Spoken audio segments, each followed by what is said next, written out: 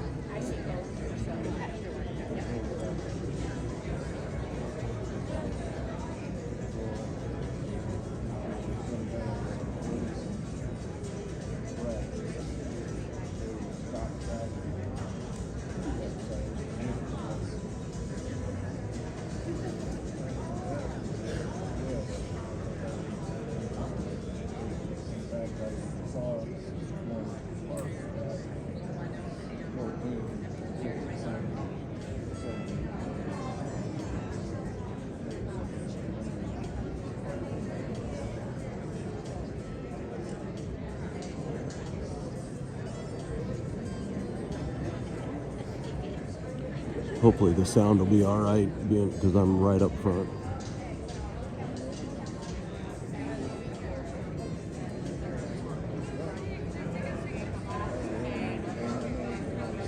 Julie.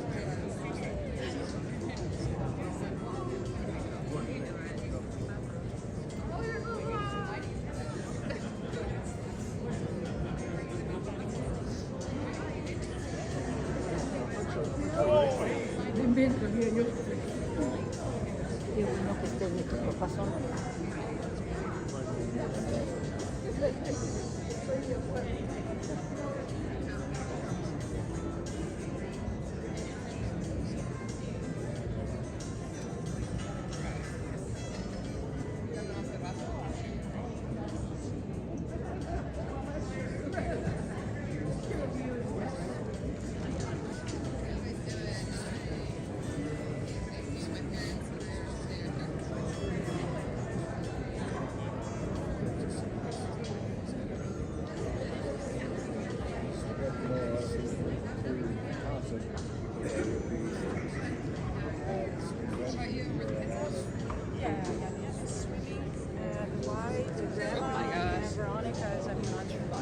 You guys have early, right?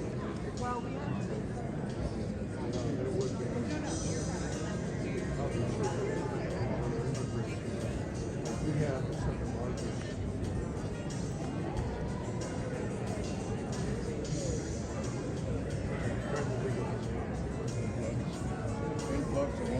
No, but certain nationality.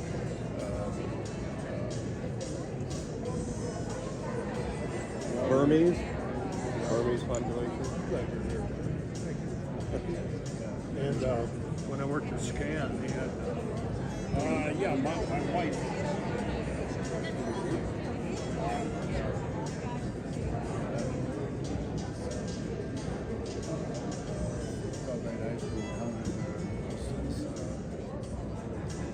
Languages, dialects, like in the blues. Yeah. I'm sure that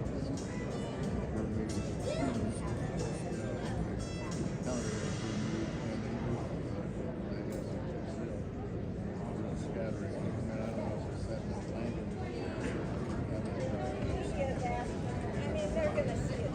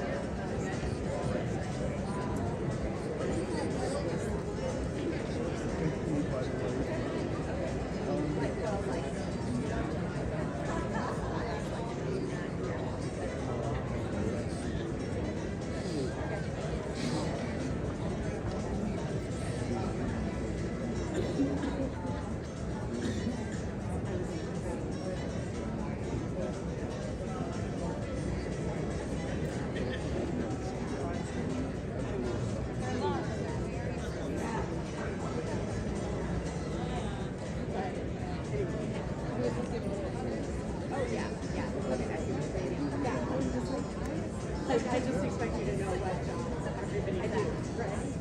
So, but anyway,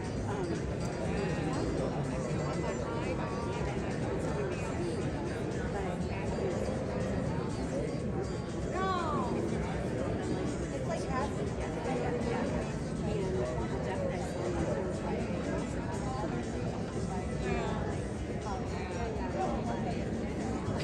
like not the right context. I don't know.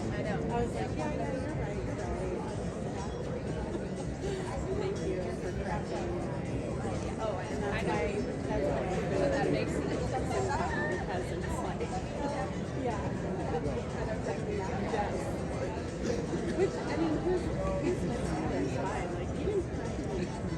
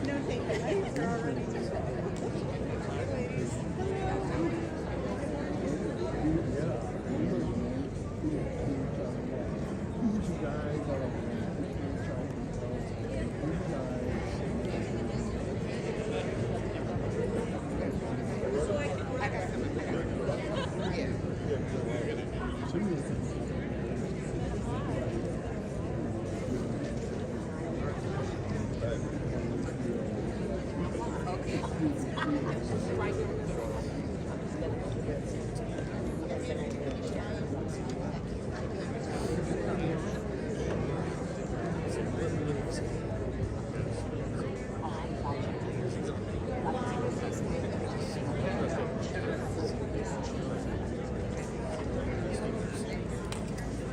you doing? It doesn't matter.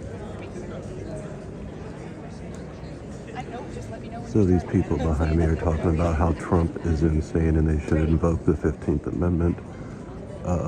Also talked about how Trump receives millions of dollars in campaign funds and all this other kind of stuff. But yet we don't want to talk about the billions of We are dollars. going to start in about 2 minutes. In about 2 minutes, we'll start. The billions of dollars that were funded into a failed presidential election for Kamala.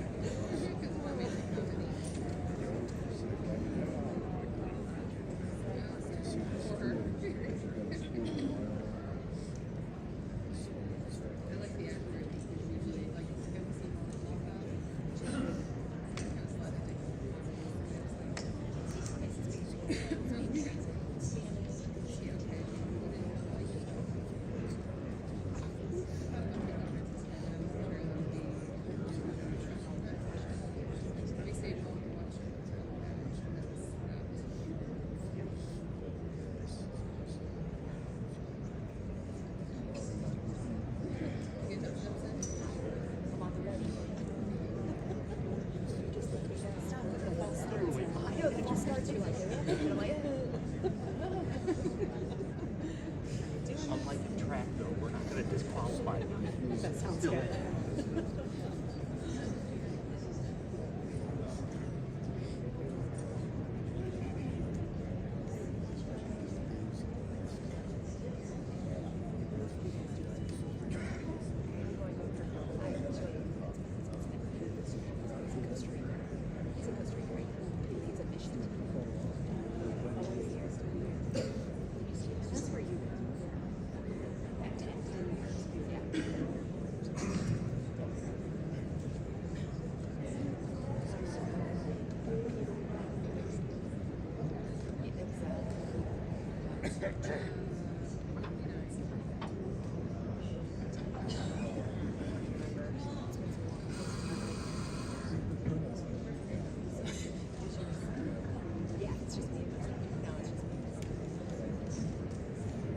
Everybody is right.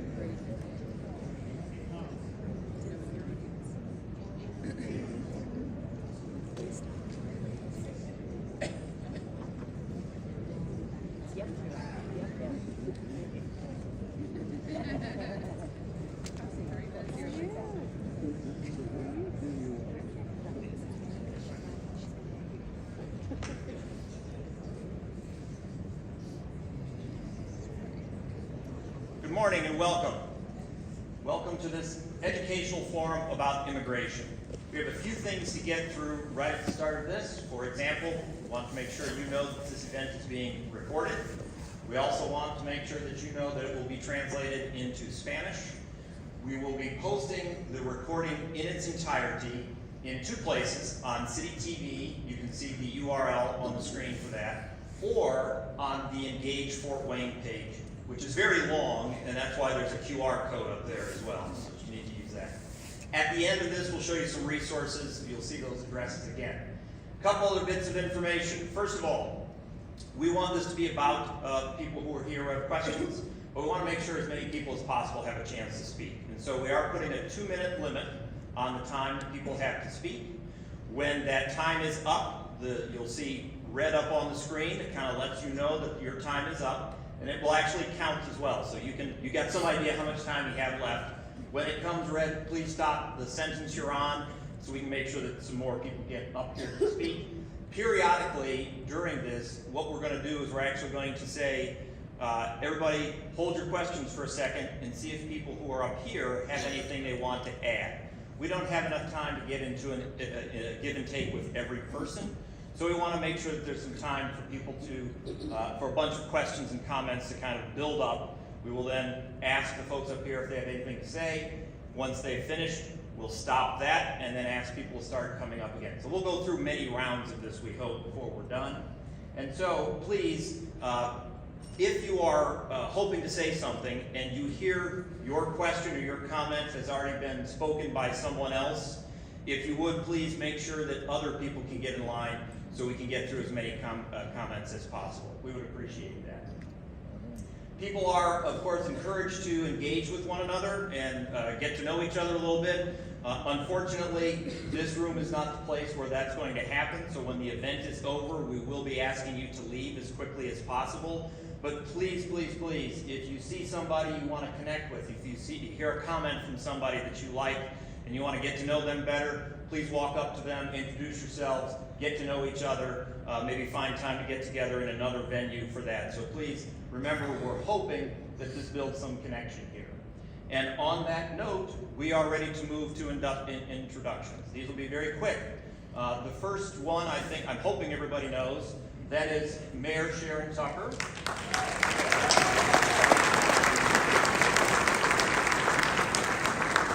Sitting next to her, Fire Chief Eric Leahy.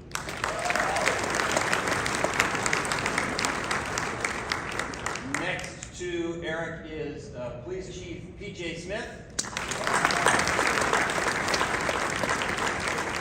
And then last but not least, perhaps the person you don't know the best, but at the same time the person who might have the most in-depth information to give, Jerry Mead on the end. She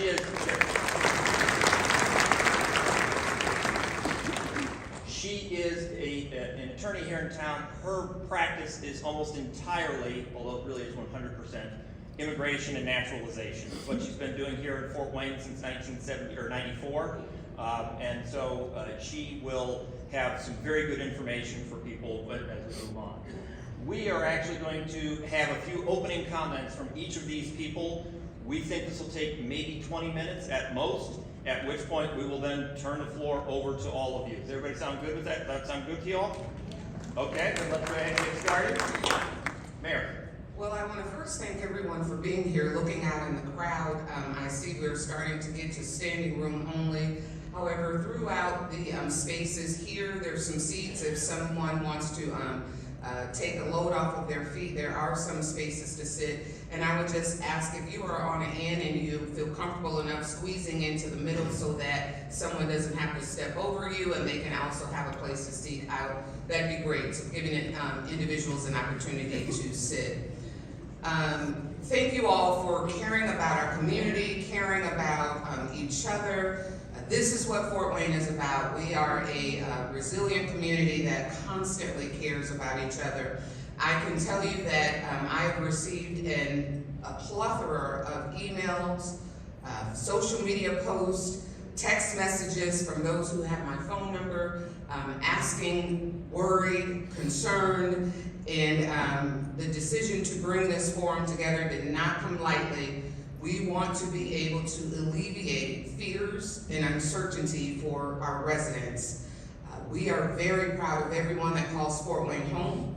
We want you to know that we have your safety as our first and most top priority, and we want everyone to feel comfortable reaching out to 911 when they need assistance. One of the things that is breaking my heart, if I could say, is the spread of misinformation.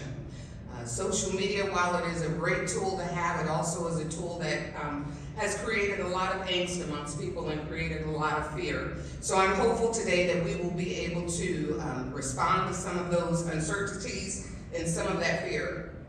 Let me tell you, I firmly believe that we have not been given a spirit of fear, but of love, of power, and of a sound mind. And so everything that we're doing, we're making sound decisions to make sure that we're keeping our residents safe. We're always going to lead with love.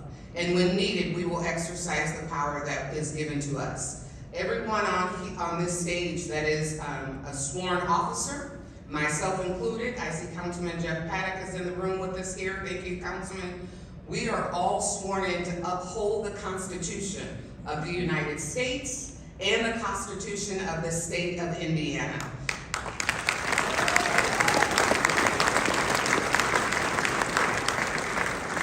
I do not take that oath lightly, and I will absolutely uphold that Constitution.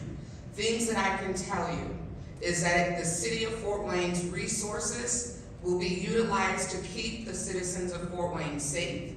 Our police officers are here to protect you. When we see misinformation that spreads, it leads to danger because things that should be reported go unreported. Domestic violence cases go unreported. Robberies go unreported. Thefts go unreported because people are fearful that they will have challenges. The city of Fort Wayne is not responsible for immigration enforcement. There is a unit that is responsible for that. So please feel free to contact our police officers when you need help. And Chief Smith will speak to that a little bit more coming up in a minute. I also want you to know that the resources that we have will not be used for immigration enforcement. That is the federal government's responsibility. Our resources for the state or the city of Fort Wayne will be used to keep our residents safe. Your safety is our #1 priority.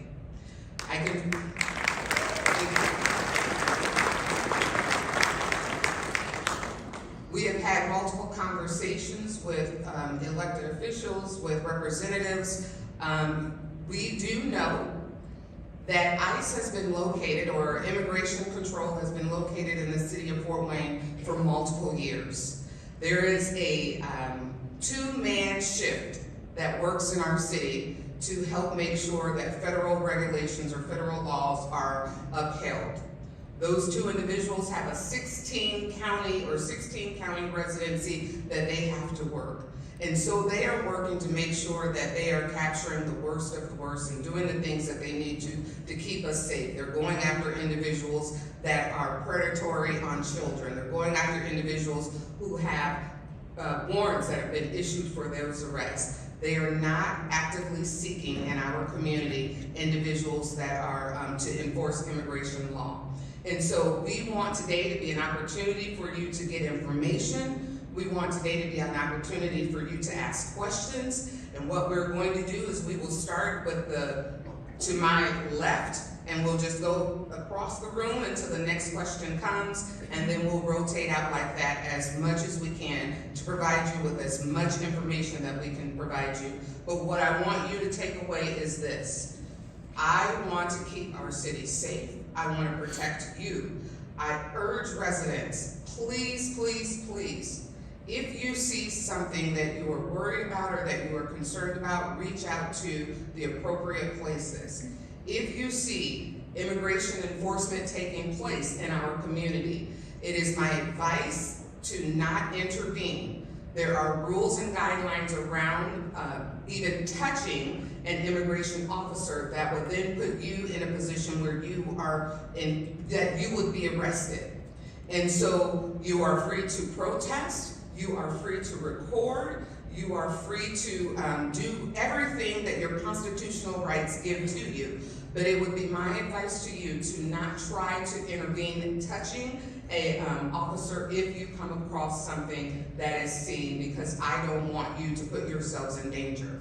We will protect our residents based on the accordance of the Constitution, and we will make sure that your rights, according to the Constitution, are protected. And that I'll leave it at that and add more as we go on later. Chief Lady? All right. Good morning, everyone. I'm Eric Leahy, the Fire Chief of the Fort Wayne Fire Department, as Andy said earlier. I was tasked with giving all of you a brief overview of the Fort Wayne Fire Department that hopefully will be pertinent to our discussion today. So with that, I want to start with our mission. The Fort Wayne Fire Department's mission is to save lives. That mission has no limitations based in race, ethnicity, religion, political party, ideology, socioeconomic class, or employment. If you are experiencing an emergency, that requires the Fort Wayne Fire Department to respond, you can rest assured that the members of the Fort Wayne Fire Department will treat every member of our community and visitors to our community with dignity, respect, and without any bias. Now, the members of the Fort Wayne Fire Department, with the exception of our fire investigators, are not law enforcement officers. While we work very closely with law enforcement, we do not enforce misdemeanor or felony law. There is no doubt that our job would be exponentially more difficult without the help of our local law enforcement. However, both of us recognize the differences in each of our roles and responsibilities, and both of us, fire and police, work hard to maintain the clarity in those roles. Now, to be clear, and as I said earlier, our fire investigators are law enforcement officers. However, they are trained at our local ILEA certified law enforcement academy right here in Fort Wayne. They are bound by the same rules and laws and regulations as our Fort Wayne Police Department officers are. And PJ Smith, our police chief here, is going to explain those to you here shortly. Finally, I just want to say, it would be impossible for the Fort Wayne Fire Department to complete its mission without the trust of all of our citizens, visitors, and public safety officials. And we will continue to do everything we can to not only earn, but maintain that trust. I want to thank you all personally for being here today. This is an important topic that we need to discuss, and I look forward to hearing your questions. Thank you. Chief Smith? Thanks, Andy. I have a prepared statement, so I don't forget anything. I just want you to know where the Fort Wayne Police Department stands on this, and I hope to alleviate any concerns and put people's minds at rest. We understand the current state of immigration enforcement is a cause of concern for many people. We are concerned too. Today, I want to clearly explain what local police do and do not do under Indiana law, and how we interact with federal agencies like ICE. When this is understood, people can seek help without fear, crimes are reported, and our community is safer. Immigration enforcement is a federal responsibility. It is not the role of local police to enforce immigration law. Our mission is public safety, preventing crime, helping victims, and responding to emergencies for everyone in our community, regardless of immigration status. Indiana law does not require local police officers to enforce immigration law. We are not ICE agents, and we do not act as ICE agents. Indiana law does prohibit cities and police departments from adopting policies that block lawful cooperation with federal authorities. That means responding to lawful requests for court orders or court orders when required. Cooperation does not mean enforcement. I also want to explain what officers do when they arrive on a scene, especially one with a large group of people, such as a public gathering or protest. When officers arrive, their priorities are safety, order, and communication. They work to identify any immediate threats, separate involved parties if needed, provide medical help, and make sure people can safely leave the area. Officers may give clear instructions to manage traffic, create space, or prevent injuries. These actions are about crowd safety and de-escalation, not immigration enforcement. Officers do not check immigration status during routine police work. We are not conducting sweeps. We are not targeting people based on who they are or where they're from.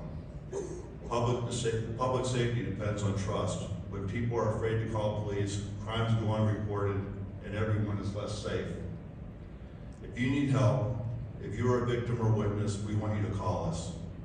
We are committed to fair, lawful policing and treating everyone with dignity and respect. Thank you.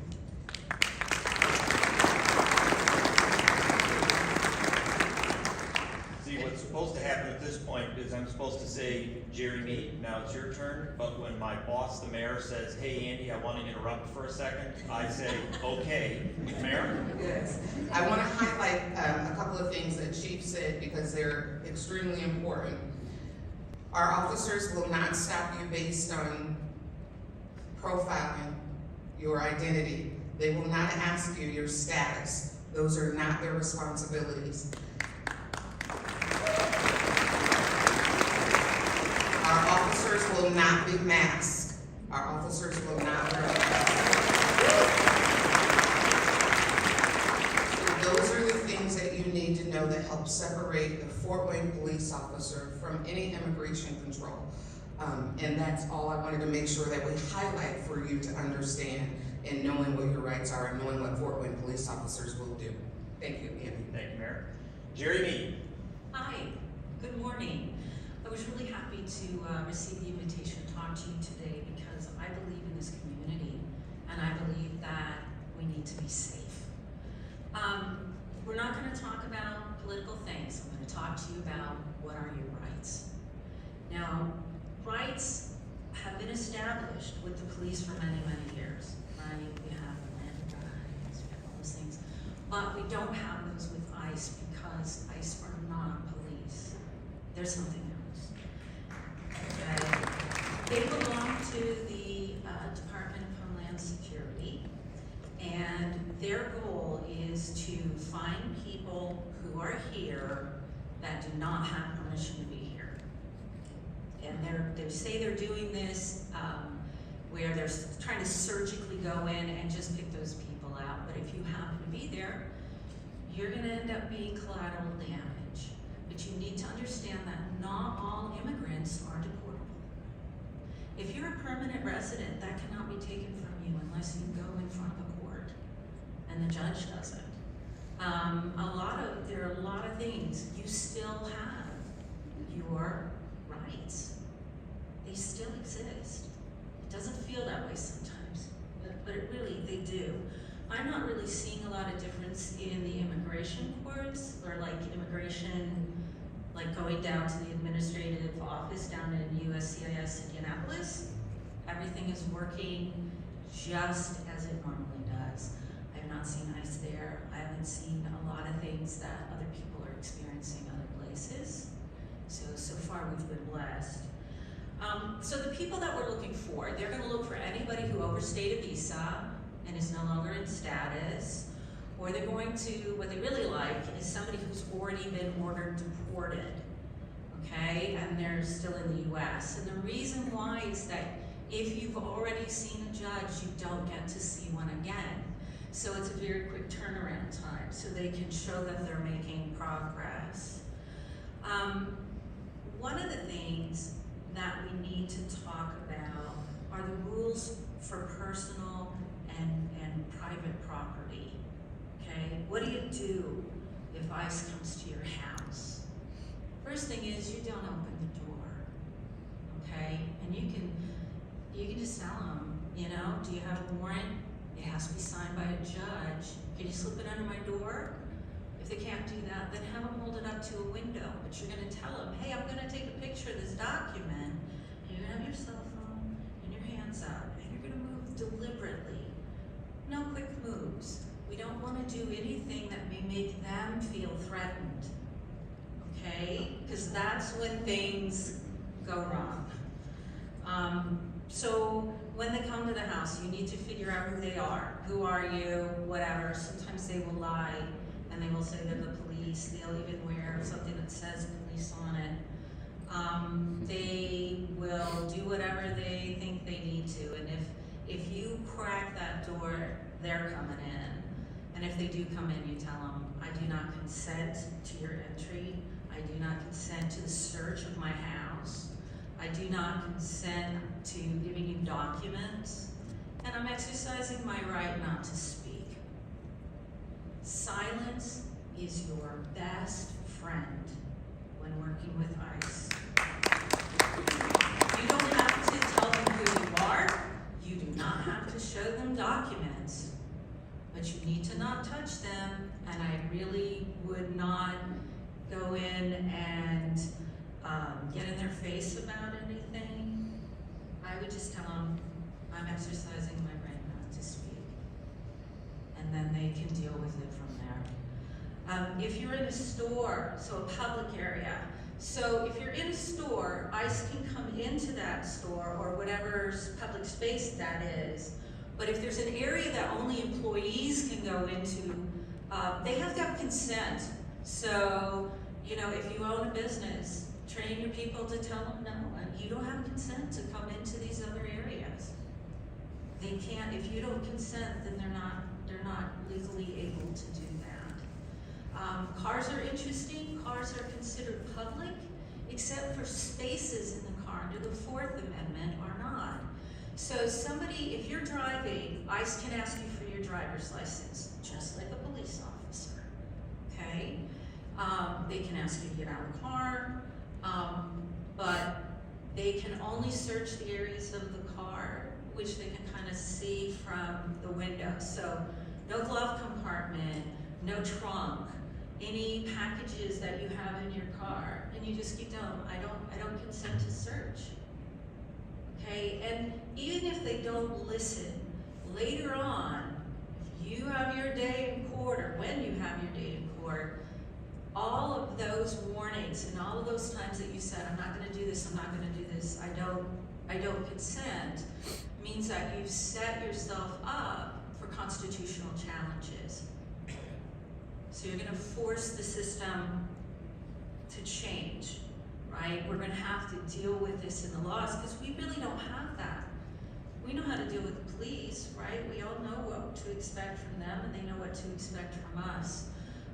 But we're moving at such a rate of speed that with ICE, we don't have that defined yet, right? Because law doesn't really happen until after an incident. It's always kind of behind.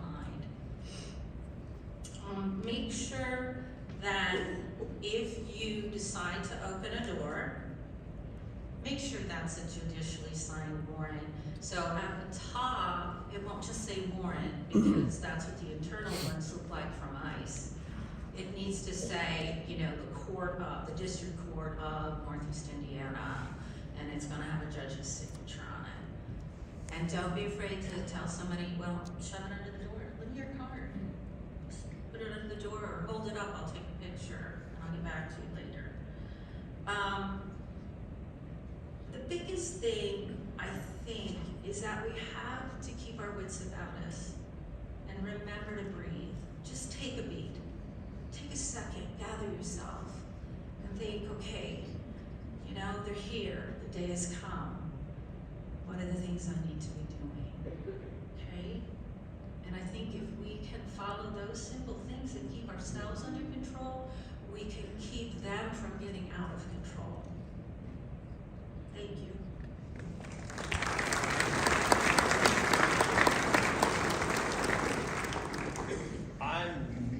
I don't believe there's a crowd in Fort Wayne that is shy. That's why we have 3 microphones, so we can have 3 lines going. One there, one there, one there. If you have something you would like to say, please walk up to one of the microphones. As the mayor mentioned a moment ago, we're going to start wherever somebody gets first. So we're actually going to start over there because, no, we're going to start here. Sorry, we're going to start right there, to my left, your right, and then we'll start moving this way. Remember, 2 minutes. If what you say is or what you want to say is something that has already been said, please, acknowledge that with some clapping maybe, and then go back to your seat so we can get somebody else up here. Remember, it will turn red on the screen the moment you go too long. And after a few questions, we'll see if there's anybody up here who has something to add. On that note, please.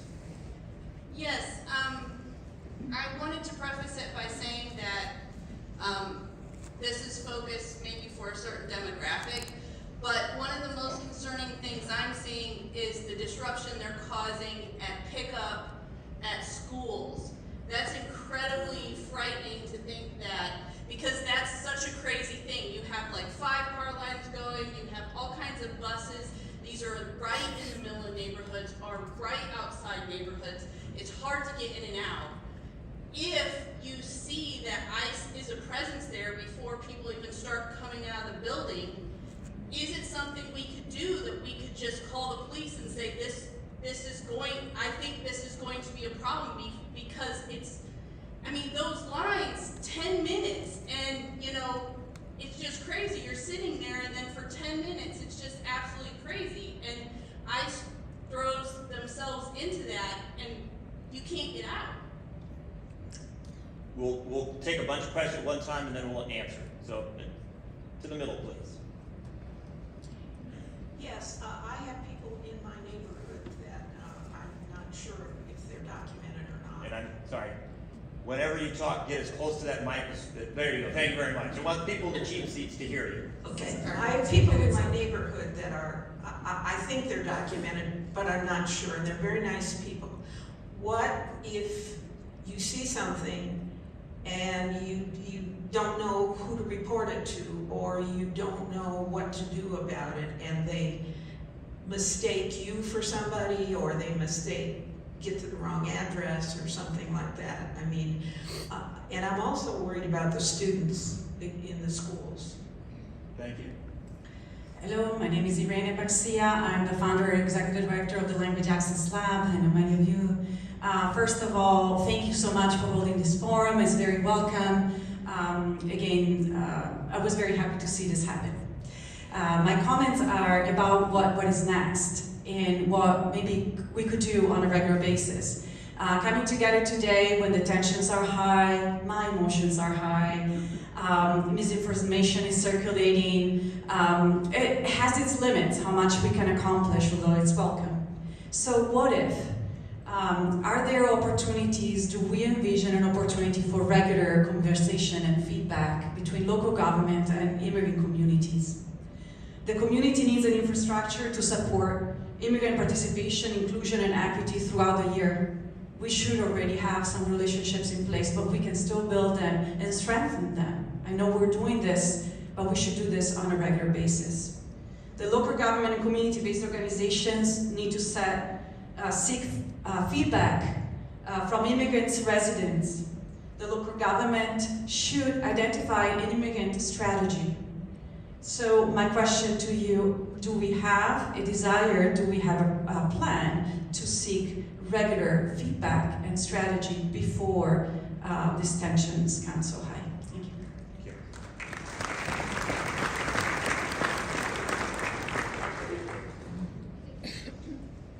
So I was pondering on some of the data that you have elaborated on.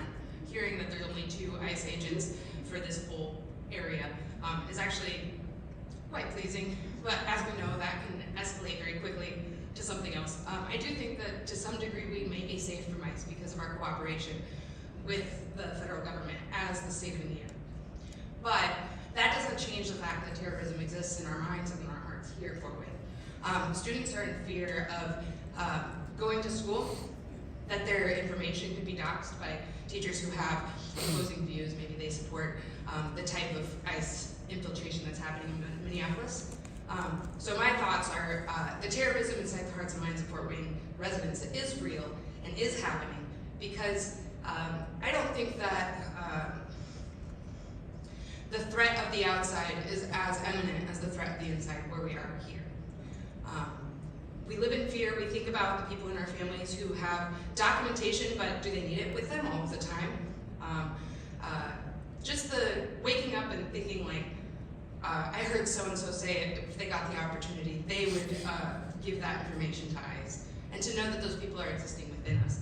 And so I think that the thing is, Fort Wayne Community School has put out multiple very pungent statements saying that they will protect the students and their families. And I feel like that's something that we would want from you. We would want you to let us know when those changes do occur, so that as we're preparing now, we'll be prepared in the future. The other thing that I think of as a property owner is how many times I've had to tell government officials here in Fort Wayne, please step onto public property.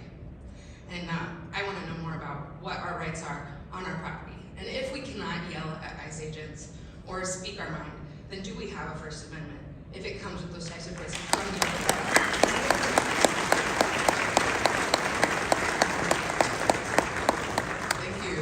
So we're going to pause right there to take a chance to answer some of the questions. I'll start backwards. you absolutely have your amendment right to be able to voice your concern, to organize, to protest.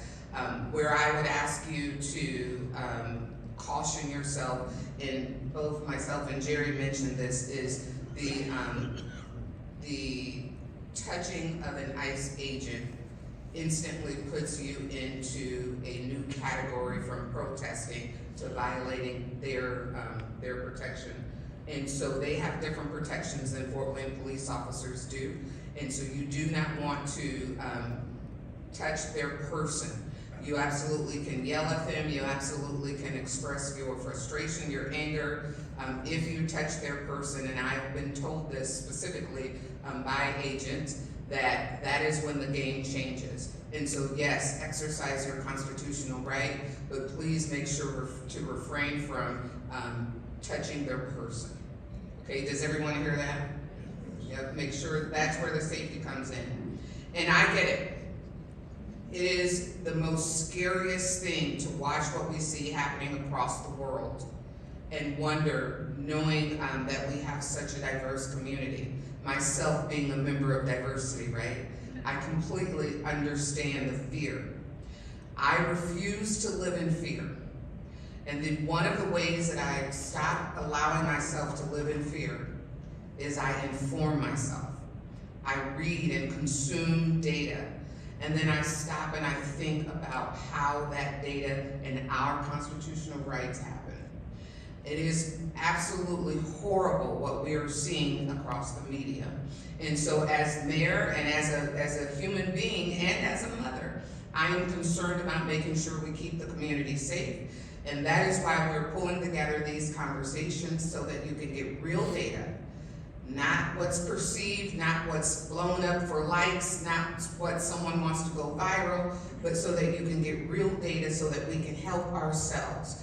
Because when we are armed with facts, not fiction and not feelings, when we are armed with facts, that's when we can survive as our community. And so that's what we want to have happen. There are a couple of resources that currently exist for immigration.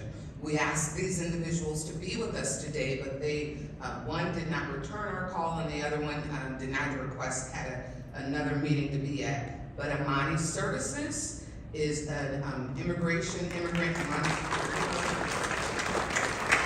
Amani Services does work to make sure that they are providing mental health care, work training, and immigration rights. Another one would be Catholic Charities, where we could reach out to Catholic Charities who have been instrumental in making sure that immigration, refugees, and resettlements are protected and settled rightly.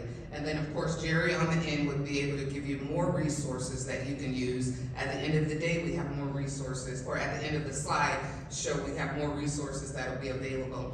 And in this room, I saw Marilyn Brown Townsend was handing out flyers on ways to be able to get proper information, how to come together, and how to civically engage with information and when you disagree with someone. So use those opportunities to be able to get information.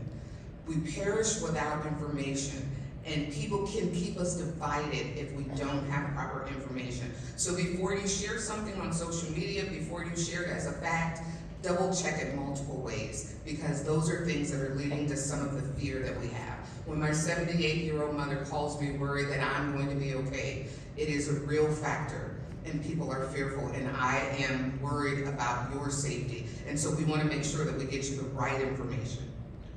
Jerry, would you have something else to add? Yeah, I wanted to add that, Mayor, you so astutely said, don't touch them, because that changes the game. But there's another way that they change the game, and if you are filming or viewing or whatever, if you do anything that that officer perceives as getting in their way so that they can't do their job, that also escalates really fast. It's like touching them. Okay, so just be careful. I want to throw one thing in before we move back to the middle here. Somebody asked earlier about what number to call, and I believe the two people in the middle here would say 911 is always a good number to call. If you are not sure about what's happening, if you think something looks dangerous, please call 911 and we will respond as quickly as we can. About the schools. The schools, we don't have an answer to that question yet, but we'll see what we can do about that. We've been writing down what everybody's been saying so we can keep track of things. Yes? We got an answer for the schools. Well, thank you again for having the compassion and the students to have this. There's a lot of places in the country that wouldn't be willing to do this, so thank you all and everybody here again. As you know, this is a compassionate community. There's a lot of churches, nonprofits, organizations also working in these areas. And on behalf of some of them, we just have a specific request. We're asking the city to support legal information, referrals, and documentation to trusted partners, such as civil rights and legal organizations. This could include working with groups like the ACLU of Indiana, or local legal aid organizations to provide know your rights education, legal referral pathways, and safe ways for residents to document encounters after they happen. We're also asking for clear and accessible pathways for people to report if they believe their rights were violated, and perhaps you have some comments on how they could do that. This isn't about interfering with enforcement, it's just ensuring accountability, transparency, access to help, and like you said, building that trust. So thank you again.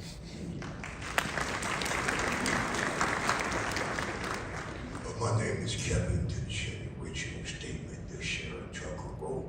I comment on it many times. It's a government order that they already signed, shall deliver. So it's not a state of the hand. Only thing we can do is listen to these officials today and they give us precautions how to avoid getting into ISIS area or getting into trouble. Period. Thank you.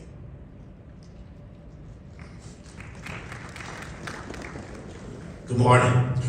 Good morning. My name is Steve Lanier, lifetime member of the NAACP, and I just want to thank the mayor, the two chiefs, and especially Jerry, and you too, Andy, for having this today. Very informative just in the short amount of time that I've been here, but I wanted to tag on something that Jerry mentioned earlier about if they come to your door with a warrant. I think a lot of these folks need to know that there are two types of warrants, judicial and administrative. And if somewhere down the line that someone can put copies out, or, you know, so we'll know what types of warrants are being issued or being presented to them, I think that would be a great help as well.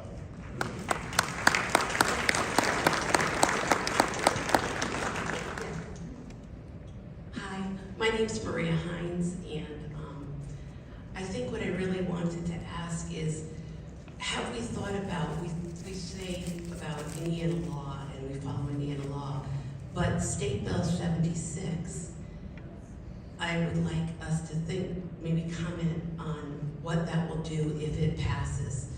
State Bill 76 has a lot of language in it that we have to do certain things for ICE, and I personally think it's an overreach. But you know, I'm a university professor, and I have, you know, what do I do when I stand in my classroom?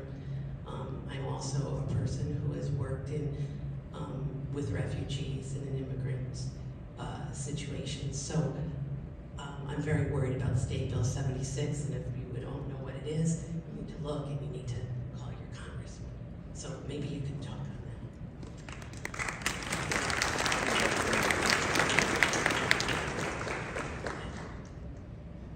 Hello, my name is Aaron Robles. I am a proud Mexican immigrant. I am currently DACA status. Thank you for having this. Mayor, you and I have known each other for a few years. I would like to think that I am a positive contributor to this community. For all of the people here that are not immigrants or directly affected by what's going on, we really appreciate those of you who show up and speak out. I can tell you that as an immigrant with temporary status and no real pathway for citizenship, it is very scary to voice opinions. It is very scary to speak our mind. And for those of you who can and do on our behalf, thank you so much. My question is, we live in an administration that not only seems to disregard law, but they tend to make laws that are inherently racist and unjust. So in a world where we have these laws that are passed that are inherently racist and unjust, and in addition, what we've seen in Minnesota and so many other places, when there is a disregard for the laws that are there by officials, what is the pushback that we can expect from the city government to make sure that we are protected where they don't protect us?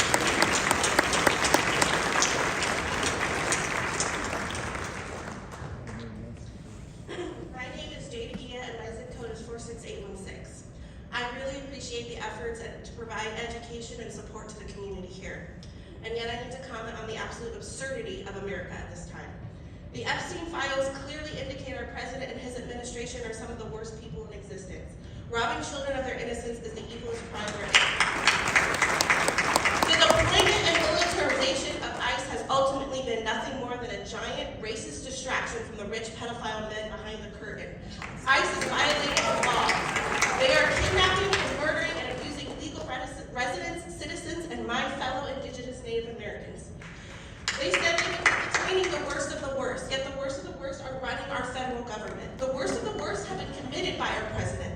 By their own records, only about 20% of the individuals they detain pose any risk. That means at least 80% do not. They're identifying immigrants from their tax records. They're kidnapping in at citizenship ceremonies in our own state.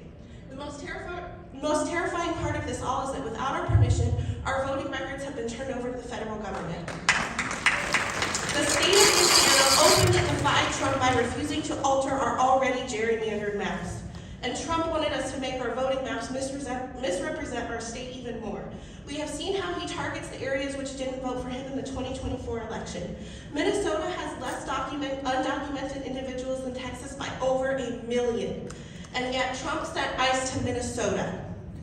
Now ICE is coming here after we openly defied him with our voting records in hand.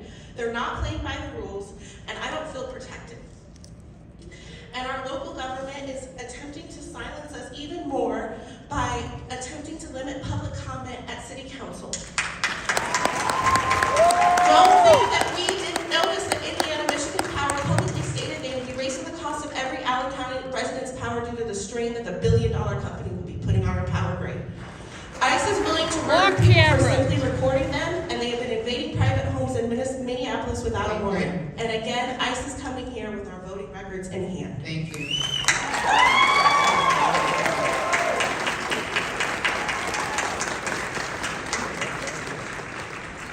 Hi, my name is Dawn Fritz. I'm here asking the city to require clear written policies for city-run buildings like libraries, community centers, and shelters that explain their boundaries with immigration enforcement. Staff and public should know what those spaces will and will not do, when a judge sign warrant is required, and how privacy is protected. I also would like to thank you all for having this forum and for the public that came out and spent their time on this today. And also we need to take care of each other, because this is a time that we need to come together and check on your neighbors, and we will be the real change.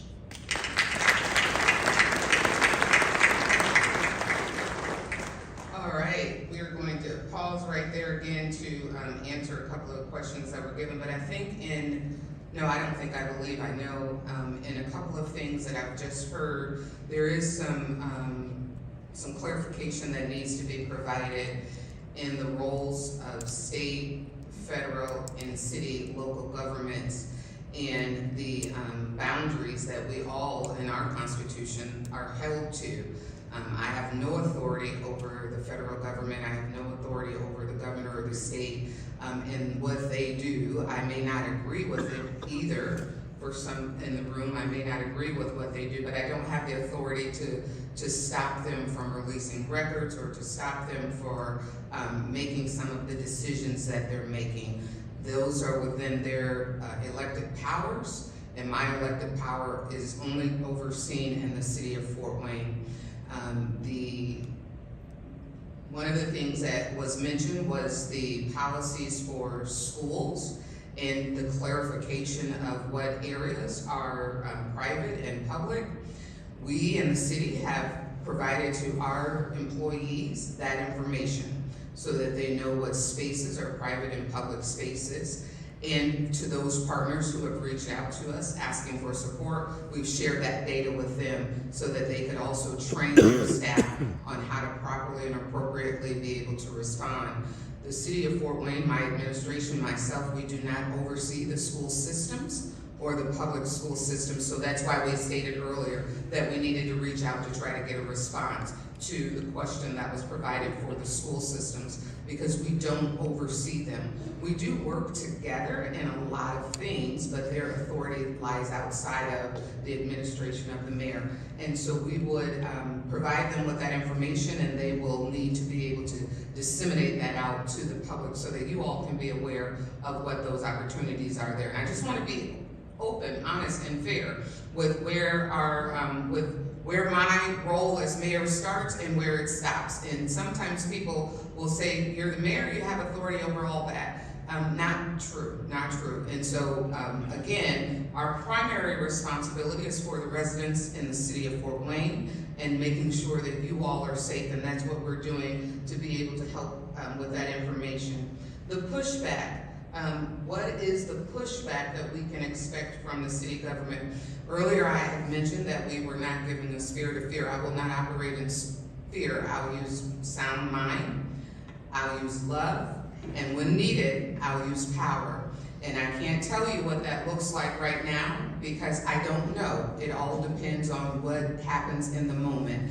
But in the moment, you can trust and think that when I'm silent, I'm thinking, I'm strategizing, and I'm coming up with a plan on how we move forward to keep people safe. And so just know, I've never stopped fighting for our community, and I've never run from a fight, which sometimes is my downfall. I've never run from a fight. And so when needed, we will make sure that we do what we need to do to keep our community safe.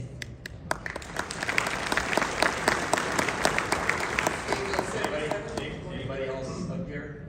A couple of quick items for me. Senate Bill 76 is actually moving. I get to become Teacher Andy for just a moment here. If you want to learn more about what's happening in the legislature, go to their website. It's an easy address, iga.in.gov. iga.in.gov, basically IndianaGeneraLAssembly.in.gov. You can track bills there. This bill is moving. There are other bills that are also moving that are somewhat related to this. And this is the part of the session where things can be difficult to keep track of.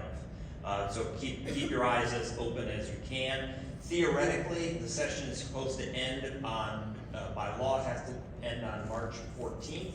It is very likely to end sooner than that. So this is not one of those times when you can sort of sit back and wait until March 1st. You should start looking at the bills that matter to you and contacting the people. The website actually has a lot of good information on it in terms of ways to contact people, so please take a look at that. The resources that are going to be, that are actually already up, I believe, if Kevin can tell me, yes, they're already up. The list of resources is on the Engage page right now. I believe one of them shows you the two kinds of warrants, administrative and judicial. I'll go back and check and make sure that there are actual images in there as well so that you can see those before we are gone. And that then takes us to there. Hi, I'm Bianca Marger. I reside in 46835, and with all due respect, Mayor Tucker, you know I love you. Every single time I see you, I express my mayor, because you are my mayor. I understand that you say don't touch the, whatever you want to call them, the Gestapo agents, whatever they are. We are finding out that most of them are not being properly vetted. They are child predators, they are sex offenders, they are people that have committed acts of domestic violence and very heinous crimes. My question is, and I'm going to bring up the three people that unfortunately I didn't know until their departure, Keith Porter, Renee Good, and Alex Preddy. They all three did not instigate any violence towards any of the agents, and unfortunately they are not here anymore. I do not know every single person in this room. However, I don't want to know a person's name after they have gone because of the unnecessary violence that is going on. So whenever you're having conversations with any of our elected officials, because I do know that you have conversations with, unfortunately, Marlon Stutzman, because that's my representative, I hope that you are also speaking on behalf of all of the residents, regardless of status, because you cannot be illegal on stolen land, specifically here at Fort Wayne with our native agenda and our native land that was stolen at first. I hope that you are also fighting for everybody who resides here, regardless of how they ended up in Fort Wayne. Thank you.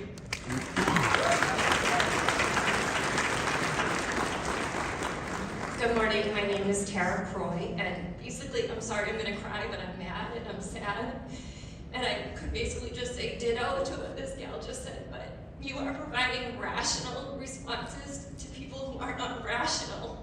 And I would love to see a real plan for when people are shot in the fucking face and children are taken from their parents. And I don't feel like people are angry enough. And I'm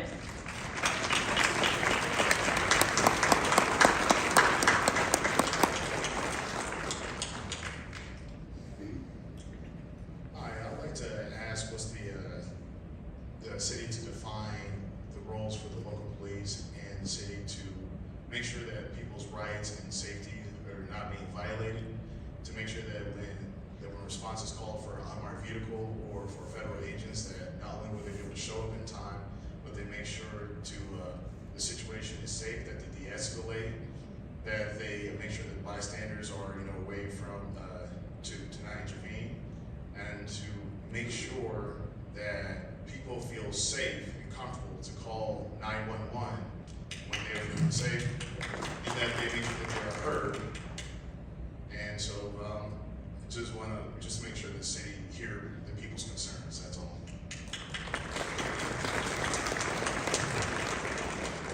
Hello, I'm Ignacio Munoz, and I currently go to Memorial Park Middle School. And I was wondering if ICE will be racially profiling and deporting Burmese people due to Burmese people not having temporary protection visas anymore. And I was also wondering, how young can somebody be racially profiled by ICE?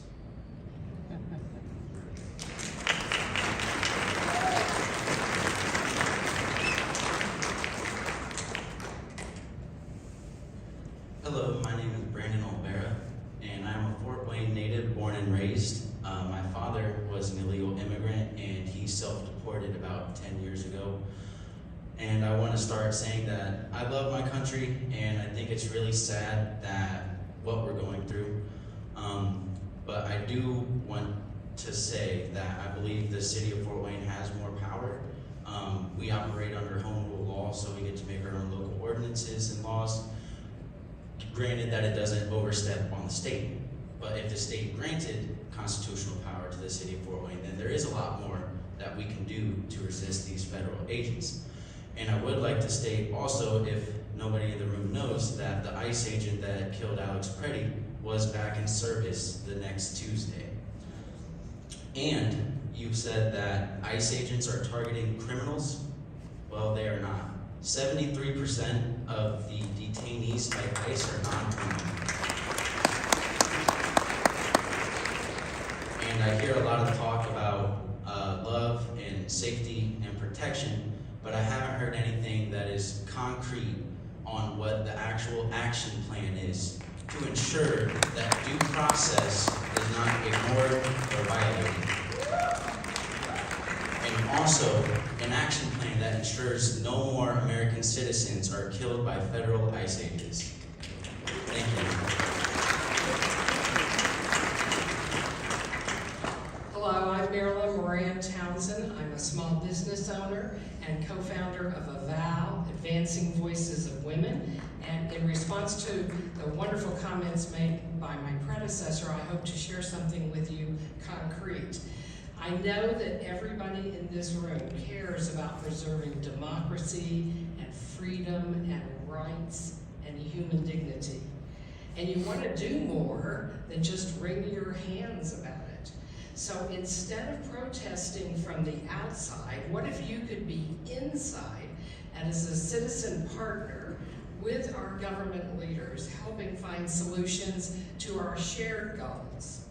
Well, I want to invite each and every one of you to Trailblazers 2026. It will be 3 weeks from today, Saturday, February 28th, from 10 a.m. until noon at First Wayne Street United Methodist Church. It is a free event open to all teenagers and adults. And in this workshop, you're going to learn how to start and run a grassroots advocacy campaign, how to find powerful communications champions, how to empower personal stories, how to build common goals with people who don't think like you, and how to become a trusted partner and advisor for government leaders so that you can be even more helpful to our wonderful Mayor Sharon and the terrific team she's put here today. I've got flyers for this, and at the end I'll be passing them out at the back of the room. Thank you. Hi, my name is Tracy, and I'm a psychotherapist in this community. And what I'd like people to know in this room is if you are not angry, you're not normal or healthy, because anger is a normal and healthy response to normalize brutality. Tara, I just want to give you a hug. Mayor, you mentioned the truth and arming ourselves with the truth, and you said that those two ICE officers that are detailed to our community are only going after people with warrants. There was a man in Costco that was detained. I'm sure you're aware of him. Not even a traffic ticket. He was taken from his home. He was working at Costco paying taxes, and he was detained for over a month. Do you know him? He was on our taxpayers' dollars at that point. So that is not true, and I wanted to be clear about that. But I wanted to ask you, Jerry. My clients come to me, and I have clients of color. They are immigrants, they are refugees, they are queer, they are neurodivergent, they are poor. Very few normal people, because they're not angry. Like abnormal people are not coming to therapy because they're not angry. That my clients are angry and they're afraid. And they've been asking me, what do I do if they come to my door? And I've been telling them, and I want to know if this is accurate, do not answer, do not say, who is this? Don't ask to stick anything under the door, pretend you're not home. And I want to know if that's accurate because I don't think that they should give them an inch. And I think by knowing that they're home, they've got an inch. Well, they may already know you, that you're at home, okay? Because a lot of people get caught on their way to work, like they come out to get in the car. That's what we've been seeing in other areas, and we've been seeing them come. If you work in a place that's a public space, like Costco, if they catch you in the main part of the store, that's a public place. They don't have to have a judicial warrant. They can use the ICE warrant to take you. Huh? That young man was picked up in his apartment. He was released because he had no reason to be detained. Right. With our taxpayer dollars apparently paid for this man who was paying taxes and contributing member of our community.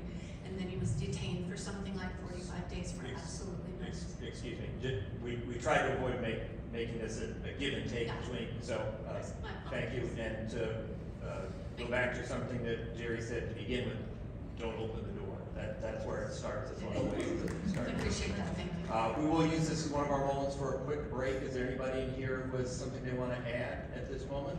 Absolutely. There's a couple of things that I do want to clarify.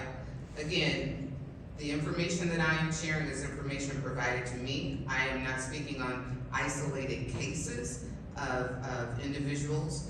I'm also not speaking on the state, or I'm not speaking on Minnesota. I am speaking in terms of the city of Fort Wayne, Indiana. Okay? That's what I'm talking about. We all can see what's going on in the news, and we all can self-report that information and ask, can that happen here? I have been wondering those same things and working to make sure that we put ourselves in a position to be prepared as a city and as city leaders, to be prepared. So we absolutely can look at the news. Am I angry? I'm not going to answer that question because I have to run a community, I have to run a city, and I can't move in emotions. I will say that we are holding this event so that people have an opportunity to be heard, so people can get facts, and so that people can arm themselves with data and create a community on where they can go out and help each other so that we can help each other. Okay? So that's the work that I'm doing here. The question in terms of the protected status for our Burmese residents, 98% of our Burmese residents came in with the refugee programs.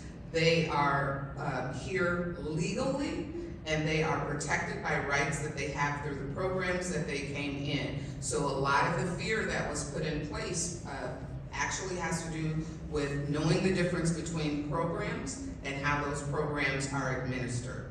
So 98% of our Burmese residents are here legally and protected with those statuses. But I'm not gonna pretend, right? I'm a realist. I am a realist. I know that when we go to certain communities, people look at us and assume things about us. I've lived it for 53 years. And so the question has to be asked, what can we do before and what can we do after? Before, we arm each other with information. After, we arm each other with a law. Okay? And that's what we're doing. Please understand, I'm not sitting up here as somebody who is not worried about being profiled when I walk down the street. There's no badge that I wear that says mayor. People see me in the store, they see me in the store as an African American woman. I respect that, I understand that. And I see my brown and black and brown citizens in our community, that's the same. And our allies that are there with us. This is not a challenge that is not felt by everyone. We heard earlier the young lady say that she has residents in her community that are black and brown and she's worried about them. That's why we need to have these conversations and the continued talk. That's why we need to have these. So don't look for me to be emotional, because you won't get that from me. You'll get a smile, but you won't get the emotion. What you will get is leadership, strategic thinking, and planning.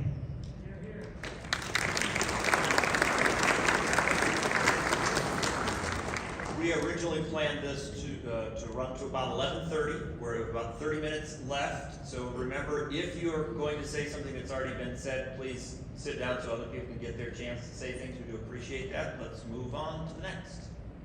Good morning, all. I'm Alexandra Ruiz Jaimes. As a first-generation daughter of Mexican immigrants, I'm here because our community is living in a state of constant anxiety. People are afraid to leave their homes, and scammers are using that fear to target others.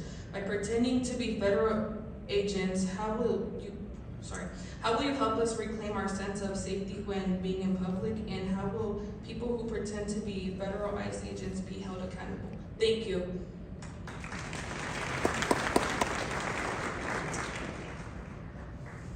Good morning. Thank you for having this forum. My name is Lee Castillo. I'm a candidate for Alvin County Council, but today I'm here as a first-gen Mexican-American born in Fort Wayne. You spoke on clear rules, consuming accurate data, and strategic thinking. I'm asking for something easily distributed. Does the city have a public, clear, and concise memo or policy explaining what the city employees and their partners will and will not do? And because a written policy ensures understanding across all residents and departments. Thank you.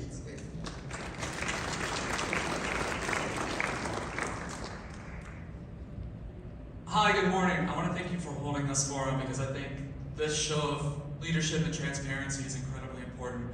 But more than that, I want to thank everybody in here and coming together for this show of solidarity. This is important to Fort Wayne. This is important to our citizens to protect each other. So please thank yourselves. One thing that was mentioned was the power of deep breaths and a sound mind. But a deep breath and a sound mind did not save Renee Good, it did not save Keith Porter, and it did not save Alex Preddy, and it will not save the next victim of ICE murders. My name is Chloe Andis. I'm running for Indiana State Senate, and I say that because my opponent, Liz Brown, authored Senate Bill 76. My main question, what I want to know, part of the language in Senate Bill 76 compels local jurisdictions to work with ICE detainer requests. Requests, not judicial warrants. How does the Fort Wayne Police Department and local government plan to work within those requests? Thank you.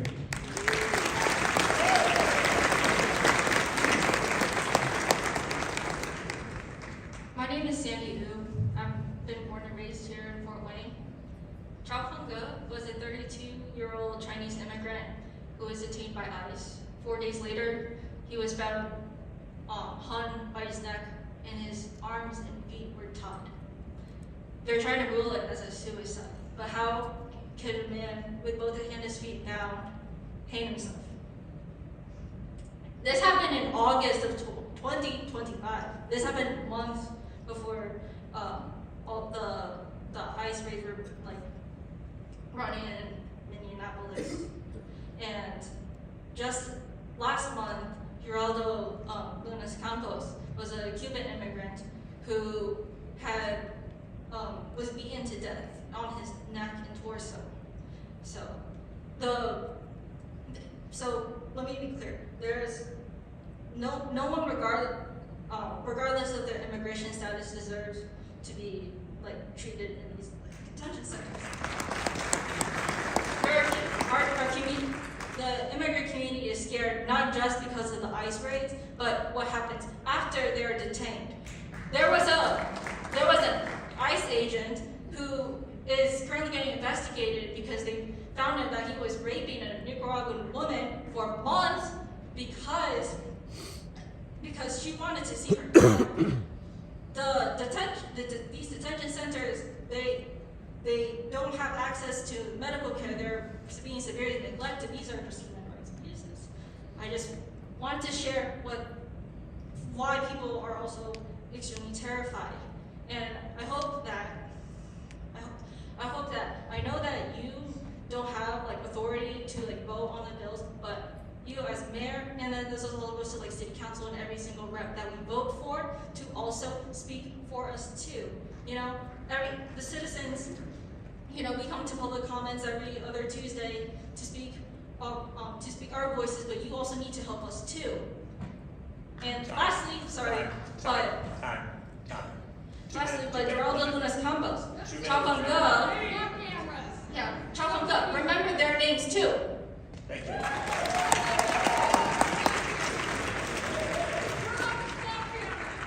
Buenos dias, my name is Marisol.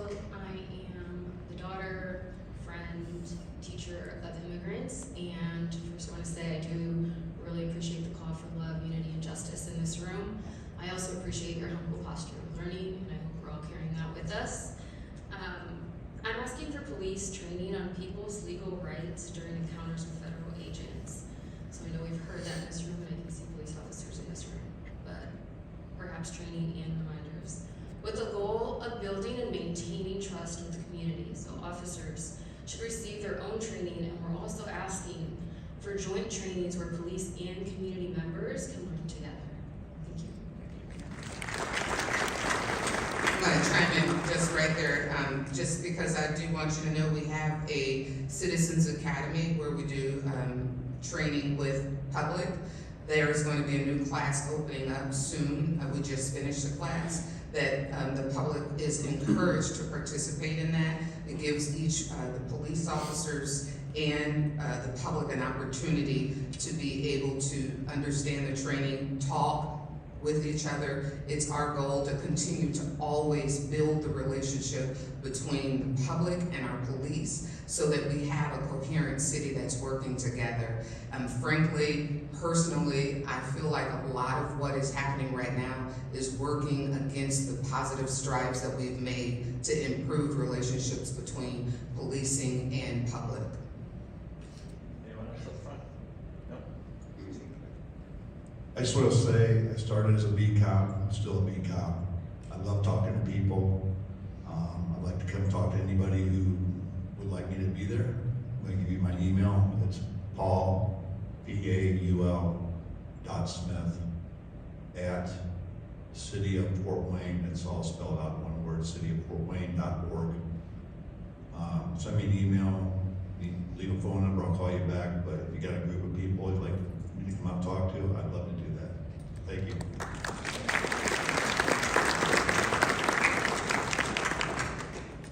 One last thing before we go, I'm sorry. Someone mentioned earlier that scammers are thriving on this fear right now. This is why it's so important that we have these conversations, that we are, that we're looking at documents, that we're looking at information. It was mentioned earlier that there are two different kinds of warrants. I'll be honest with you, if I saw a warrant, I wouldn't know the truth between one that's real and one that's not, because I've never been served a warrant before. This is why it's extremely important that we try to educate ourselves on the documents that we need to know, so that we're not putting ourselves in a position to be scammed. There are those bad players out there that are trying to capitalize on the fear that people have. I believe we're back over here. Oh, no, that's all right, yeah. Thank you. Hello, my name is Kathy Hallbach, and I have a couple questions that have been weighing on my mind, so thank you so much for having this. I know there's a lot of anxiety besides just mine, but number one, do we have an obligation to ask or know the legal status of someone who might be performing a service on our private property? And the second question is, I can envision being at a rally where I'm with someone or know someone that is here legally, and I feel like they're being targeted in an unlawful way. And I know you said, we're not able to interfere, but I feel like that's what happened in Alex Brady's case. And I just feel like that would be hard to just not do anything. So I would like to know for certain what we can do in those situations. Thank you. Hi, I'm Maddie, and I wanted to bring up once again, we've brought it up a couple times, the Senate Bill 76 about, which basically says that that the local police, that the government, that everybody's going to have to comply with ICE. So yeah, definitely call Marlon Stutzman and say we don't want that to pass. But something that you said, Police Chief Smith, in your opening statement was that cooperation does not equal enforcement, that it's not the same thing. And I think I would like to know a little bit more of the nuance in that. Like, what does that mean? I guess, more specifically, like, for example, in this situation that you guys have given where ICE agents come to your door and they have a warrant, or they say they have a warrant, like, if we were to call 911 at that point, could the police come and help? Or, you said we cannot touch an ICE agent. Is that different if you are a police officer of the city of Fort Wayne or a firefighter of the city of Fort Wayne? And I think, like you guys have said, and many have said, that the people who are in these ICE organizations right now are not rational, and they're not acting out of love, and they are sowing seeds of distrust. And like you said, the only way that we will make it through is if we trust each other. So I think it would be good for us to know, what are the loopholes that you're looking for where the police can get between citizens who are peacefully protesting and these ICE agents who, for whatever reason, are going to escalate the situation, whether we're being rational or not, because we can't predict what they're going to do. Yeah, those are mine.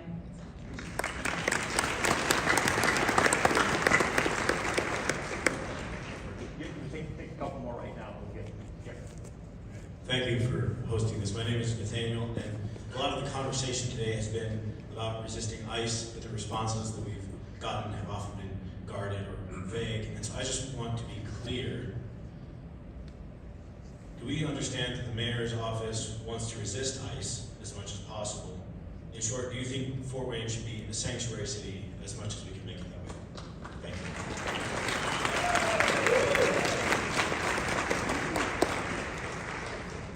One more. How much time do I have? There we go. Okay. All right.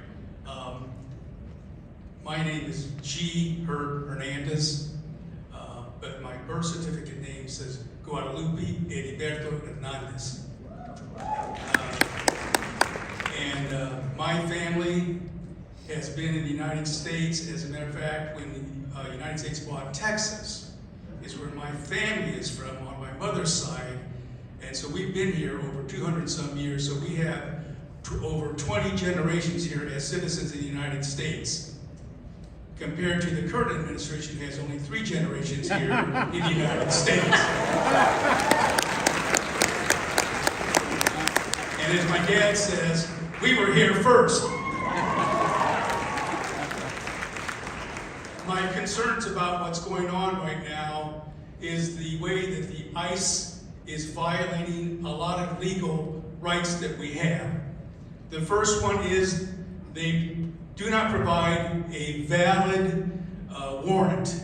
It's either a general warrant or they're not signed by a judge as a judicial warrant. That they fail to do that. The second thing they fail to do is when they arrest a immigrant in their own mind that's here undocumented, that they do not give a reason, they do not give probable cause, they do not give the specific allegations for that person as why they're arresting them. And then when they arrest them, they fail to give them the Miranda rights. That is a legal big failure, is not to give the Miranda rights. And the last thing is that those who are here, they do not accept a copy of your U.S. citizenship. They do not accept a copy of you being a naturalized citizen. They do not accept a copy of the documents that you provide for them, that you are a U.S. citizen, that you're a naturalized citizen, that you have temporary protected status. And so those are the things that are on my mind, and I hope that we don't have to deal with that here in Fort Wayne. Thank you. There might be a couple of comments coming up now.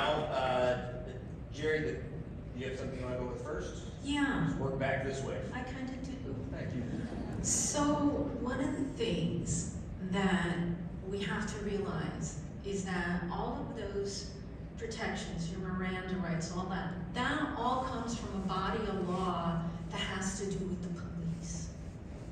These guys aren't police, okay? And one of the things that we're seeing with this administration is they like to do things lightly, lightning fast, but they don't always have all the little stuff worked out. So kind of the pattern that we've seen is, hey, let's do it, and if it's wrong, then they'll just take us to court. And we still got to do some of the things that we wanted to do until they told us no. And I think that is a lot of what we're seeing. They're pushing. How far? How far can we go? How far are the American people going to let us do this to them? And I think that's reality, but it will get sorted in the courts because we have a beautiful Constitution, fabulous amendments, and as long as we do the 4th and the 14th Amendment, we should be fine. Chief, you have something to say? I do. Yes. So going back to cooperation, Fort Wayne Police Department, our cooperation is on a case-by-case basis. It's based on what we're legally required to or permitted to do. We're focused on public safety. We never base anything off race, ethnicity, or language. I'll say this. We have a duty to act. We're not going to interfere with a federal officer making an arrest, but we will act if that person is violating their constitutional rights. We do have a duty to act in that situation. We will.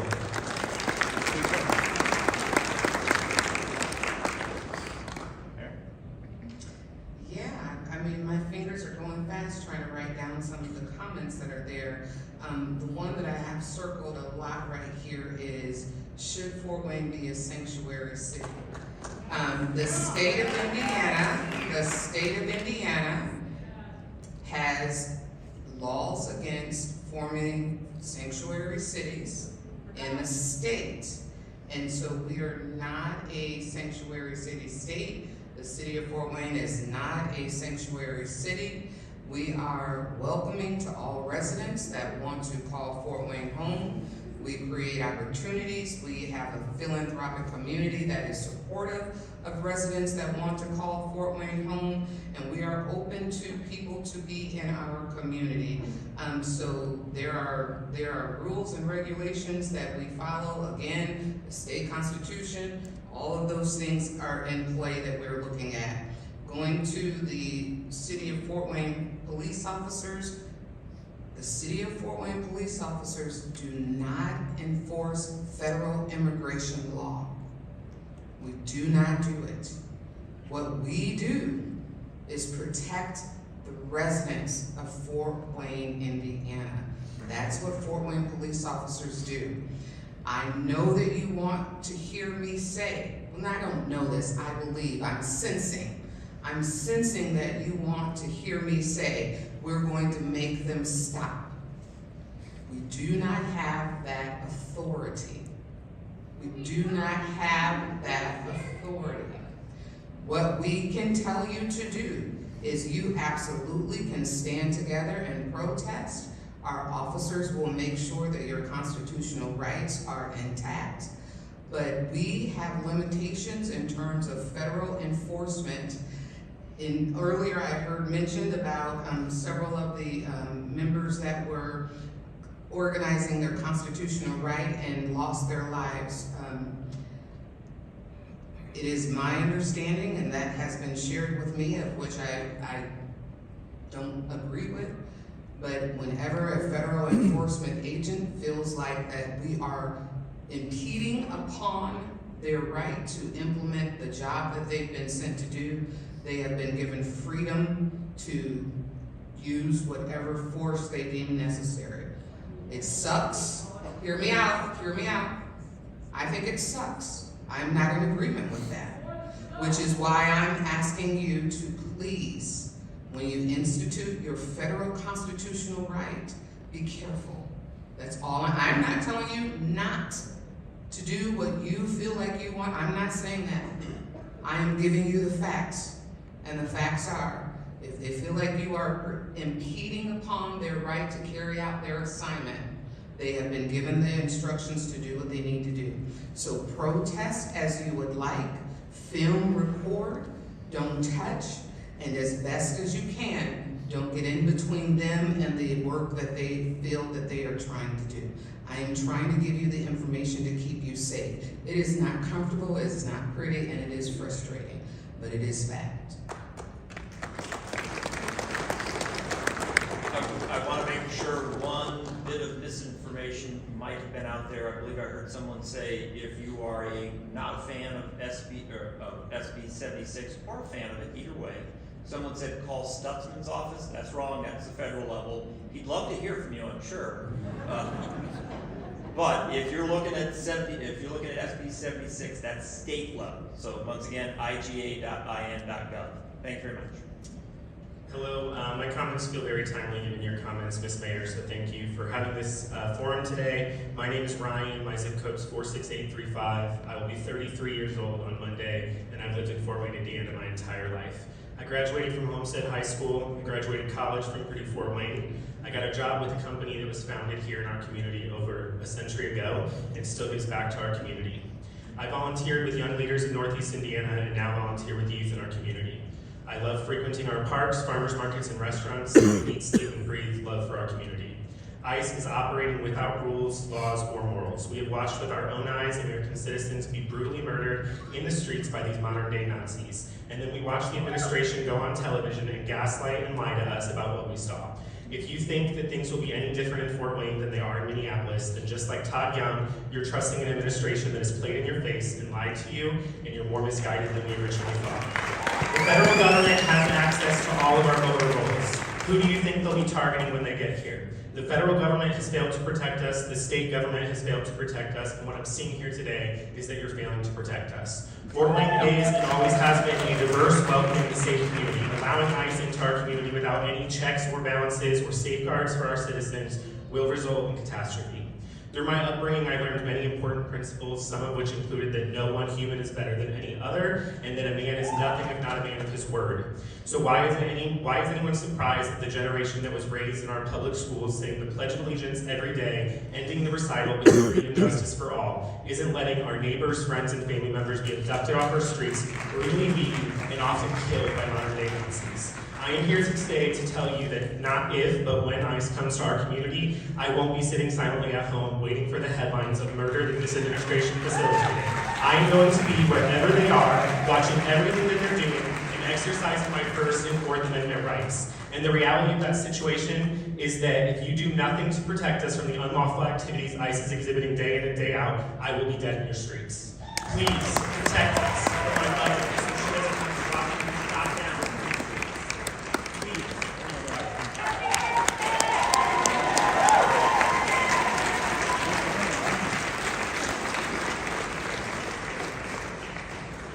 Good morning. My name is Maurice Culver. I'm the pastor of Jerusalem Baptist Church here in Fort Wayne, and I serve as president of the Fort Wayne Baptist Ministers Conference. My faith instills in me that every human being is a child of God and therefore possesses sacred worth that must be protected. With that sacred truth guiding our conversation, I just want to ask this question because many of us are either gathering on this afternoon for worship or tomorrow morning in our houses of worship. In the light of the sacred worth of every person, how can city leadership and public safety officials partner with faith communities to ensure that houses of worship remain places of peace, dignity, and welcome? Secondly, as I stand before my congregation on tomorrow, and many pastors will stand before theirs, what reassurance can you offer to the congregants, especially to those who feel vulnerable or fearful, that they can worship freely and seek help in times without the need of fear? Thank you. Maybe we should ask Don Lemon that. Good morning. My name is Kate Weimer. Thank you for holding this forum today. We heard a bit from Officer Smith about what we can expect from the Fort Wayne Police Department, and I'm curious if anyone on the panel can comment on what we as people of Fort Wayne can expect from the Allen County Sheriff's Department or from the Indiana State Police in terms of ICE and immigration enforcement. Thank you. First of all, thank you to Mayor Tucker and all leadership. My name is Jay Willett. I am first generation Burmese immigrant and proud U.S. citizen. And there are thousands and thousands of Burmese legal immigrants living peacefully in Fort Wayne. And this is only possible because we have so many friendly Fort Wayne residents that welcome our communities, and for that I thank everybody here and the Fort Wayne residents. My question is around the psychological safety. Mayor Tucker and the Chief Smith talk about the safety, and the city is here to make sure that the residents of Fort Wayne are being safe and being protected. Just a few weeks ago, there was a news came out for ending the temporary protected service TPS for the Burmese population, which generally does not really apply to the majority of the Burmese populations in here. But at the same time, this news created a fear among many Burmese immigrants in here. This is because we are living in the time that even the citizens, law-abiding citizens, are living in fear. So my question to the leadership teams in here is that what will Fort Wayne do to make sure the psychological safety of the Burmese and the immigrant populations, that our community members are not being bullied by the ICE agent? Thank you.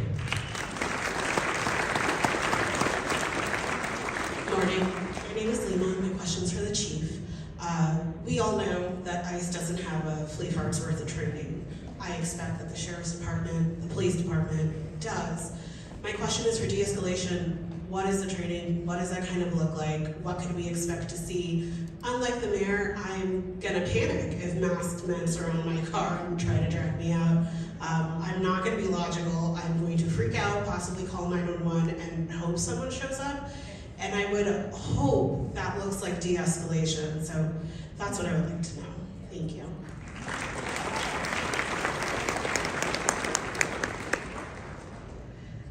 Good morning, I'm Bonnie. Nice to see you, Paddock. I'm in your district. And thank you so much for holding this forum today so that we have a chance to address our fears and concerns, and hopefully you can help make a plan about these things. Largely, my comment is for you, Mayor Tucker, and for you, Chief Smith. My hope is that in the coming months, and even possibly years, sadly, that everybody is willing to get creative, throw their weight around, and come up with newer solutions. One thing that I've heard bandied about for the people of Minneapolis, for instance, has been a moratorium on rent or a moratorium on eviction to help our more vulnerable citizens. I think that would be a great move here. Additionally, Chief Smith, I already heard you say about your policy on masks, which thank you very much. I think a lot of people agree with that. But I would also like to bandy about the idea that we temporarily suspend the use of unmarked vehicles so that you can know automatically that someone is acting as a law enforcement agent in an unmarked vehicle, or in many cases a rental car, is actually not legal police. There's also the idea of, whenever I see this very harrowing footage of ICE agents harassing people, whether they are allowed to do that or not, many of them have police insignia, police on their vests. Is there anything we can do to make sure they're not allowed to do that in our city limits? These and other ideas, you know? Please get creative. Please keep us safe. Thank you.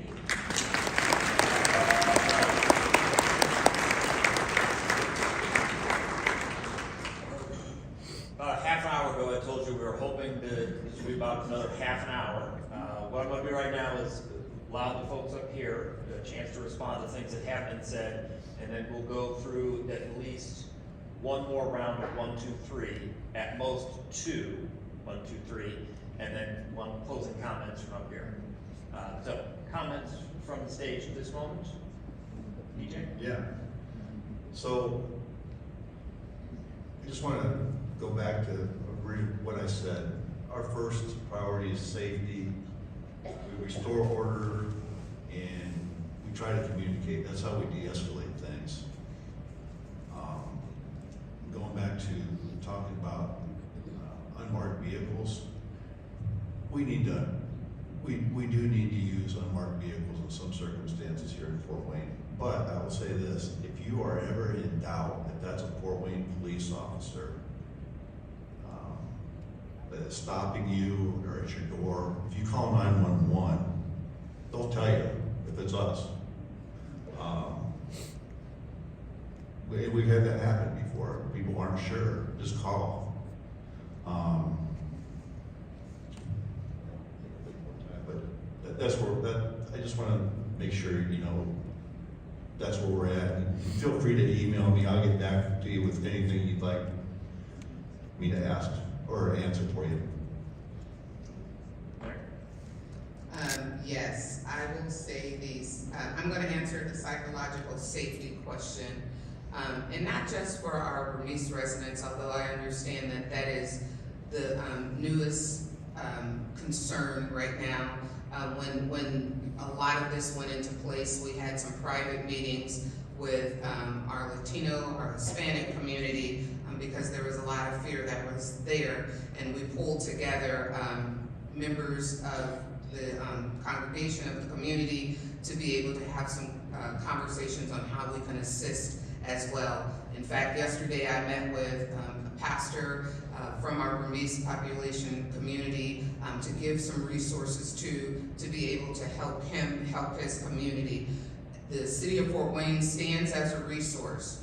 I can tell you the experts are the places that would best be used, and those are the resources that we will have linked up on the video. I'll go back to Amani Services, I'll go back to Catholic Charities, I'll go back to Jerry and the legal services. Those are the best places you can go to get information to help despair or dispel the fear of uncertainty, the fear of misinformation, so that you can be armed with accurate data and be armed with the correct place to go to in the event that something happens, you need that help. So in order to be able to attack that social, that psychological data, you need to be able to get information, and those are the best resources. And I can go through a slew of other resources that will give you mental health counseling, that will provide an outlet for you to be able to talk that out. This is scary. It is uncharted territory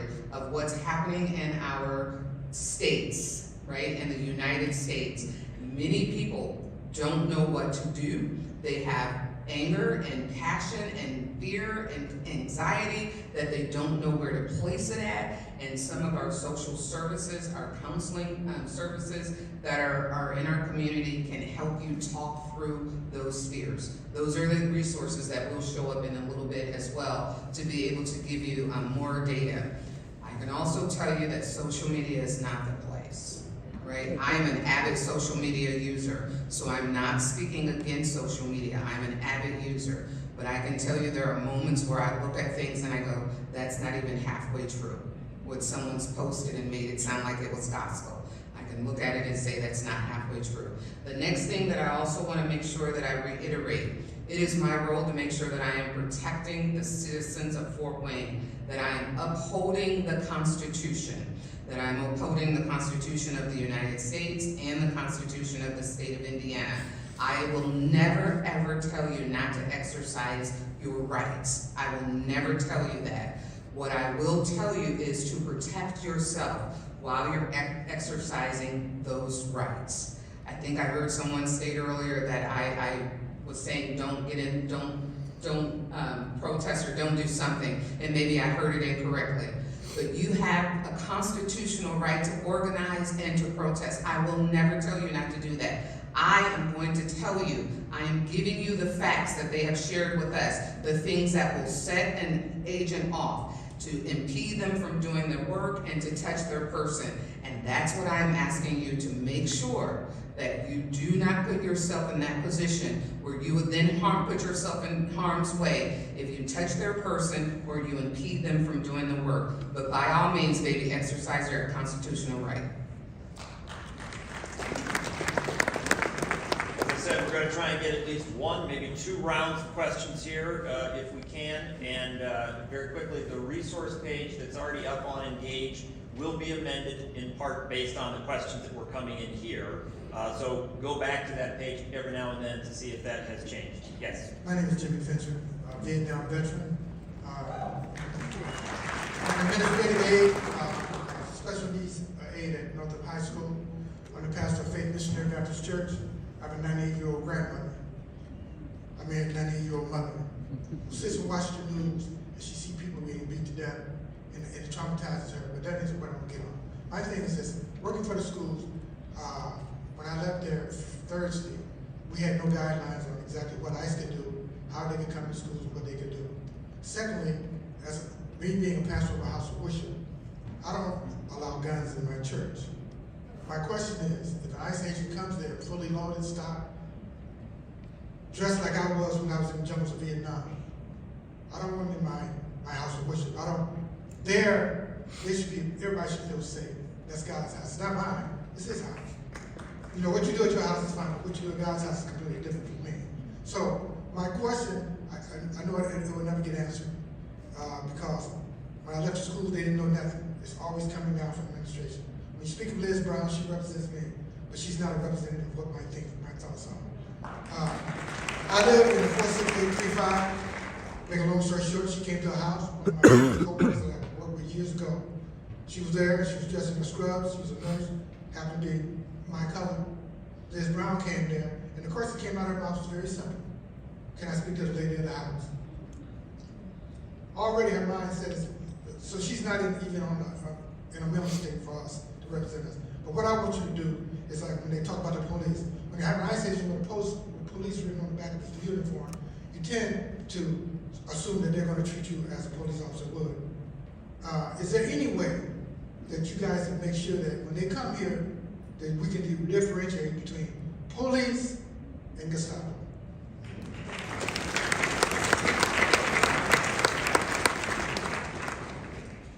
Hello everyone. I just wanted to share something a little bit personal. So I'm a very forgetful person. I forget my keys, my phone, it might be in the bathroom, living room, I don't know. The reason I say that though is because sometimes I forget my wallet. And what if I'm driving and I'm in a situation, either at the store or I'm seeing something happening and an ICE agent, because I know they don't have necessary protocol, we don't really know what the rules are exactly yet because it's still growing. But if they hear me speaking Spanish, if they see me and I can't show proof, am I able to call 911? Because I don't know if ICE has the same system where they can look up, oh, okay, yeah, she does have a driver's license, she does have this or that. Because if I'm not able to provide anything, they might assume that I am undocumented. Are they able to take me? What are my rights there to defend myself? Because sometimes we've seen on social media where people want to defend themselves, but sometimes it doesn't work out for them. My second question is ICE allowed to enter schools?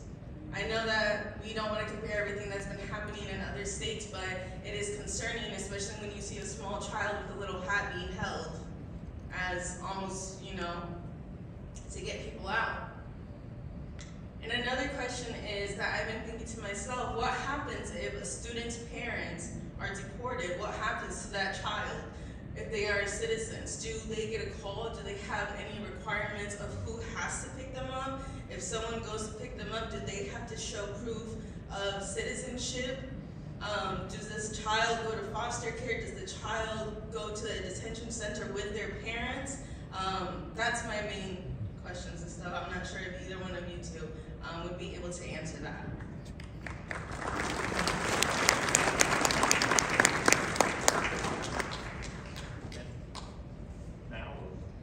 We'll wait till after, but I want Jerry to be able to answer the question that she provided. Yeah. My name is Jamie Reyes, and I am a pastor here in Fort Wayne. I serve a very multicultural church, but it's primarily made of Hispanic, Latino community. So my question, and it's probably been asked, but I think it's important that the chief and mayor hear us over and over. And so my question is, can I keep the doors of my place of worship closed? Because when ICE come, they don't come, being polite. They come masked and with aggressiveness. So at this point, can I, as a pastor, keep the doors of my place of worship closed? And my other question is, can I call our police? Because I need help, I need protection, I'm afraid. Things have escalated. Maybe they broke in my window, so will our police show up? 3 more. Hello. We talk often about the importance of safety and security in our communities, but we often disregard one of the core tenets, which is privacy. We've seen the proliferation of mass surveillance devices, particularly in the form of flock security cameras, automatic license plate readers that track us everywhere we go. We've gotten used to the idea that we are being tracked everywhere we go, but we can leave our phones at home.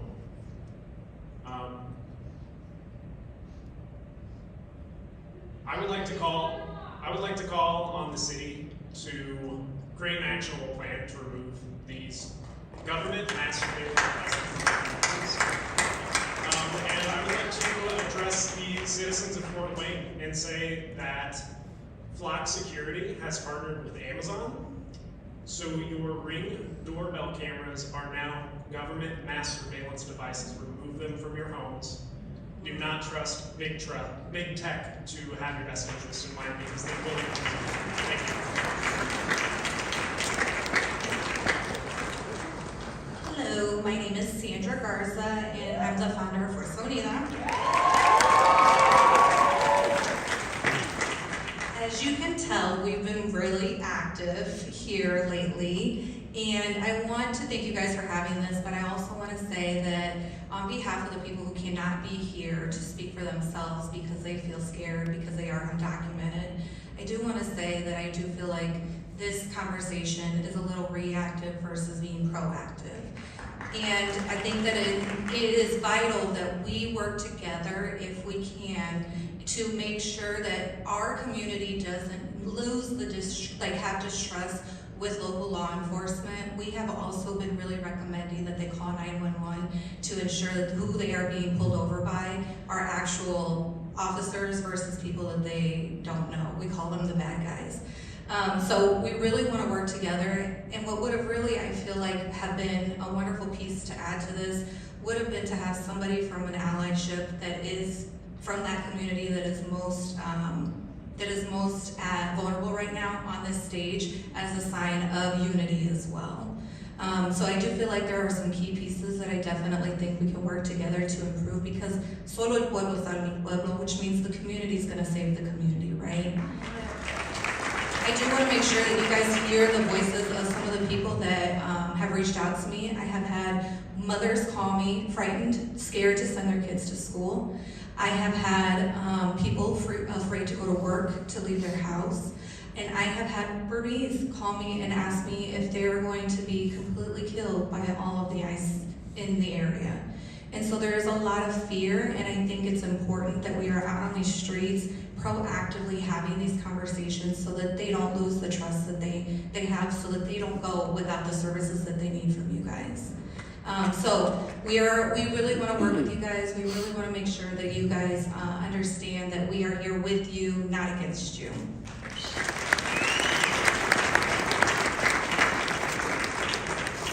This will be the final comment/question from the audience. All right, thank you. Thank you for calling us all together. My name is Barbara. I live in the 46807 zip code. And every election I work in the polls. And my concern is the safety and intimidation of voters and how they're going to affect the vote.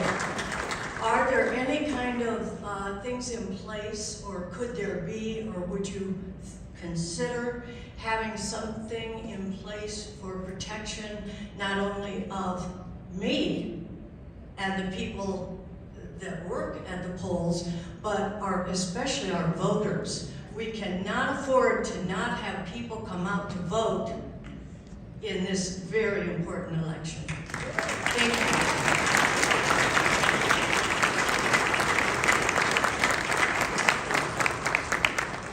Taking the time to come up. We're actually going to we're going to start with Jerry on the end. Come this way. The mayor will have the final comments. Jerry, do you have anything else? One question that we were hoping would get answered, or any other comments? What about children? Yes. Okay.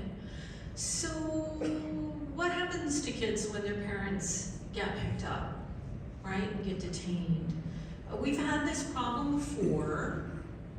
When they were doing really big sweeps into some of the big cities, and they might take 500 people out of a manufacturing kind of firm, they don't notify. The mayor would never get a notification of, hey, we're gonna come in and do a bust. They don't do that. So what happens is they don't tell social services like, hey, we're gonna have some kids, we're gonna need some emergency housing. So if you were afraid that something like that's going to happen, you need to have a plan in place, right? You've got to have that person that can come meet that bus if something happens. That person that can take your child in, have some kind of a guardianship so they can have a normal life and the family can figure out, are we all moving, if they have to leave, then, what, are we taking the kids with us, or are they going into the system, or did they have an auntie or uncle here that will raise them? It's the truth. Unfortunately, you may not like the answer, but it's the truth. We should have to protect ourselves against their government. Hold on. Can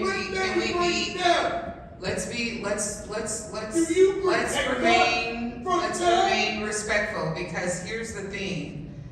I don't like the answer either. I hate that we're even in this position.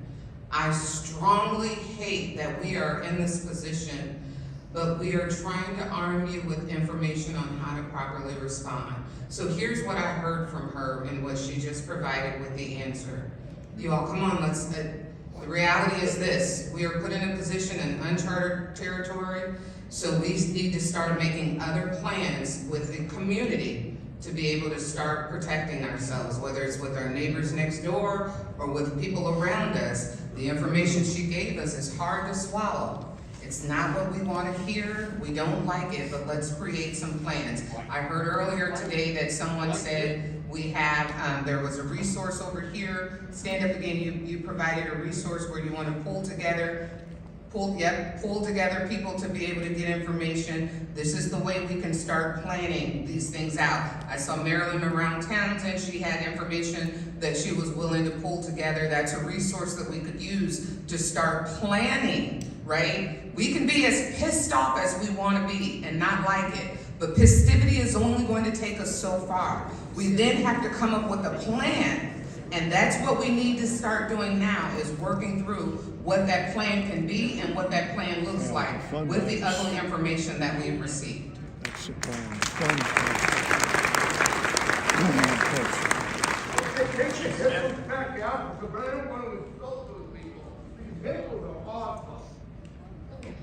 Chief Smith. Of course, anybody can call 911. If you're not sure what's going on, call 911. We will make sure that your constitutional rights are not violated, okay? We are not ICE agents. We don't enforce immigration laws. I just want everybody to know that we are here to protect you, okay? We are local police. That's what we do. We protect you. That's our job. Chief Lady. Again, the Fort Wayne Fire Department is committed to serving the citizens of Fort Wayne, visitors, without any bias, without any consideration for ethnicity, race, socioeconomic background, or employment. If you need the fire department, call 911. We will respond. Mayor. I am thankful that you all have come out to try to arm yourselves with information. I'm thankful that you all have had some really hard questions, some pointed questions, comments, and concerns. I've received the phone calls, I've received the text messages. I shared that with you earlier. We are in uncharted territory as a community, as a body, in the United States. This is something that no one in this room ever thought that we would have to write a blueprint for on how to respond to. So we ourselves are working out plans, we're working out responses. We have a plan within this body here. I'm encouraging you to have a plan within your home. But I am going to ask you the one thing that I keep saying. Arm yourself with data. Arm yourself with real data. The city of Fort Wayne is going to do everything within our constitutional power to keep you protected. When you call 911, we are going to come and implement every guideline we can under our constitutional power to keep our residents safe. We want you to feel comfortable reaching out to our officers. We want you to feel comfortable reaching out to me, the mayor's office. The mayor's office has once a month open hours for 3 hours where you can come in and we can talk about anything. I feel your pain. I hear it. I'm feeling it myself. I'm concerned for you and myself and my family and your families as well. Because guess what? We all live here in this city together. I want us to be safe. I want us to be armed with data. I want us to be able to go into our places of worship and worship without there being fear of worship. I want us to be able to go into our places of recreation and be entertained and have recreation without there being fear. This is unknown charter territory, but we will be able to get through it together with conversations like these and other conversations that will need to take place. I am here to fight for, work for, and protect you. And yes, When I go out to DC and when I meet with our representatives, I tell them about the concerns of the city of Fort Wayne. No one can say that it's secret because I speak truth to power. I also receive truth from power. When you want to hear or want to talk to me, I am open to talk to. Here's what I'm going to ask. Please stay calm. Please make wise decisions to protect yourself, but please exercise your constitutional right, and please make sure that we are looking out for our neighbors as we look out for each other. Thank you so much.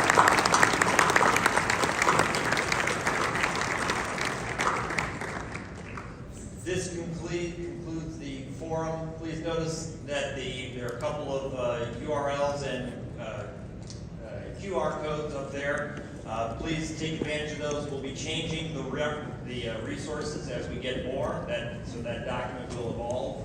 And then remember that you'll be able to watch this on City TV as well as on the Engage page. Thank you very much.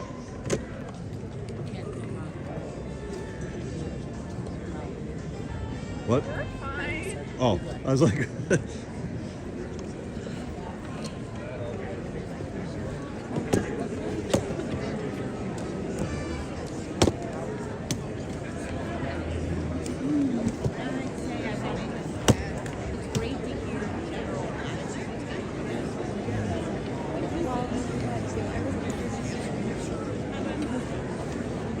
See, it was a full house. It was standing room only. The actual line to speak was all the way out to the back door, so there was no way I was going to be able to get up there to actually speak anything because of the line. But we'll walk out here and Things happen. Are we going to meet again? we'll get to the truck, maybe drive by the courthouse, see if anything's popping off there.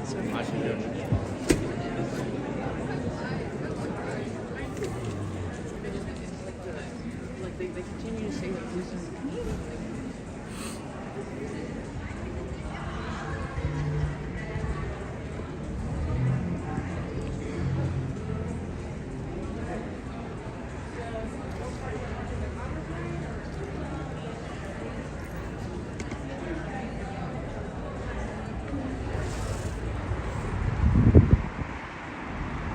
So there you guys have it. That was the reaction from the mayor of Fort Wayne. Kind of a generic, your typical liberal answer. Following the Constitution. The one question that I wish somebody would have asked was, if an illegal is picked up doing a crime and he has a detainer, will the Fort Wayne Police Department notify ICE? That question wasn't asked.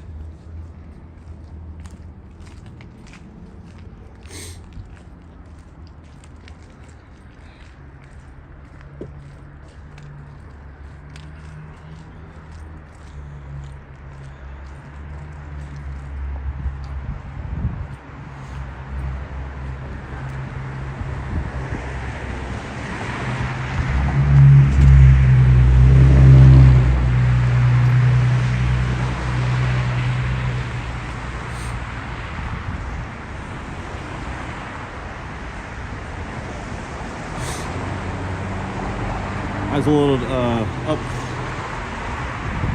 I was surprised, but I wasn't surprised. I thought the police chief would have been more forthcoming on his answers. They were kind of generic. So, wait.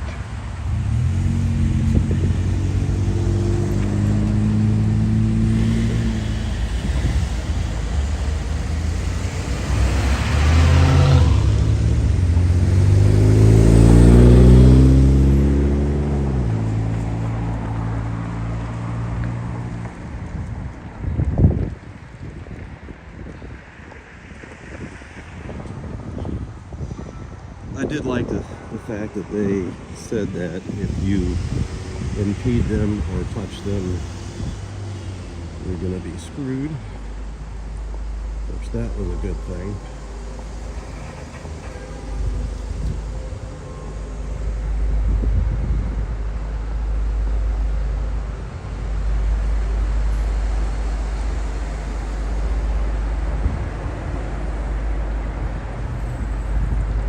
definitely was full of liberals for sure. I find it pretty ironic about the whole when they talk about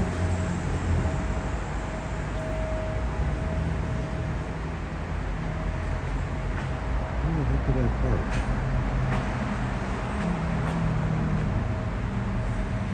I think I'm over here.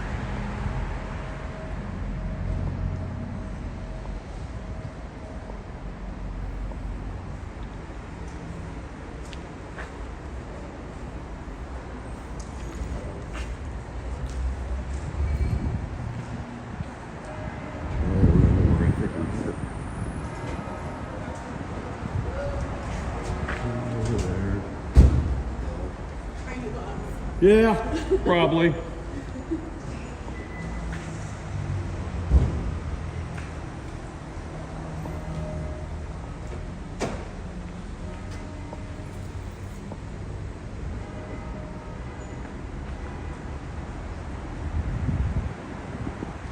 Yeah, I am lost. I don't remember where I came in at.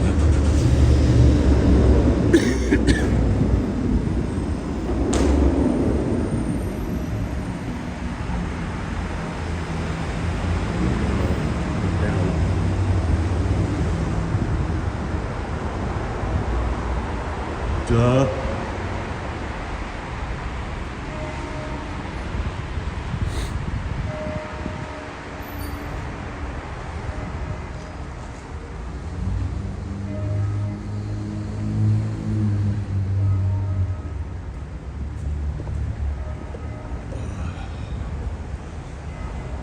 Yeah, like, forgot I didn't make it up to the second level.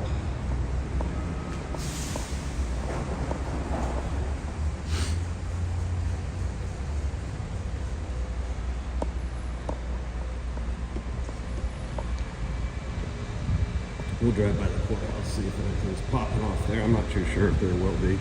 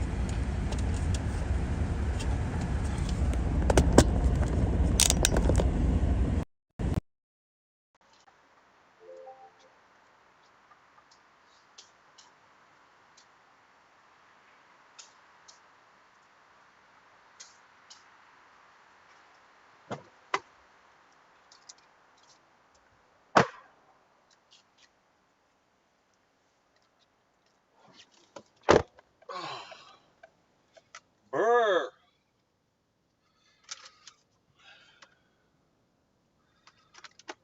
All right, let's go see what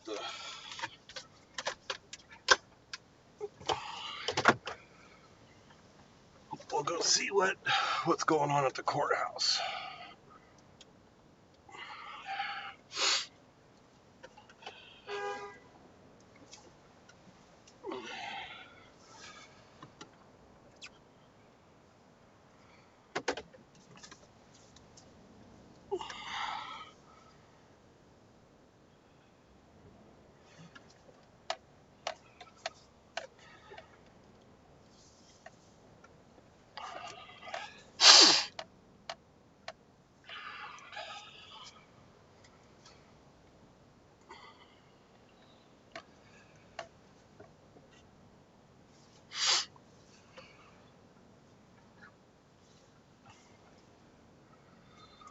I find it funny that they were worried about ICE agents coming into a church, but they weren't worried about Don Lemon coming into a church and disrupting a service.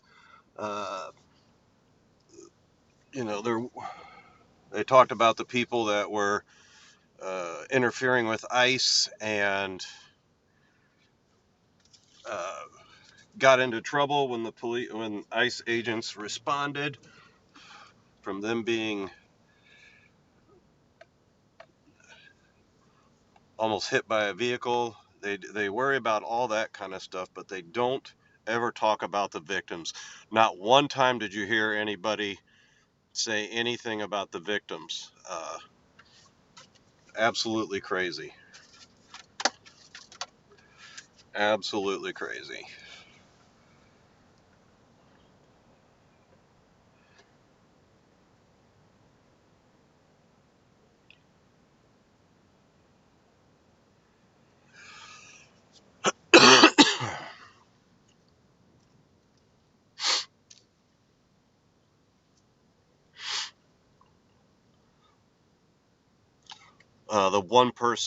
There was one person that was talking. He was running for state representative, and he was the actual bodyguard when I went down to the No Kings protest that was following me around.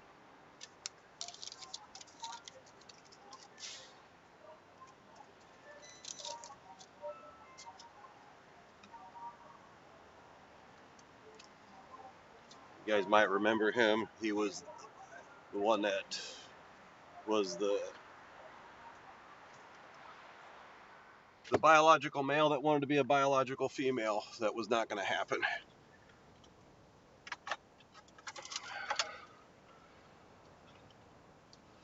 Yep, it was that he's actually running for office.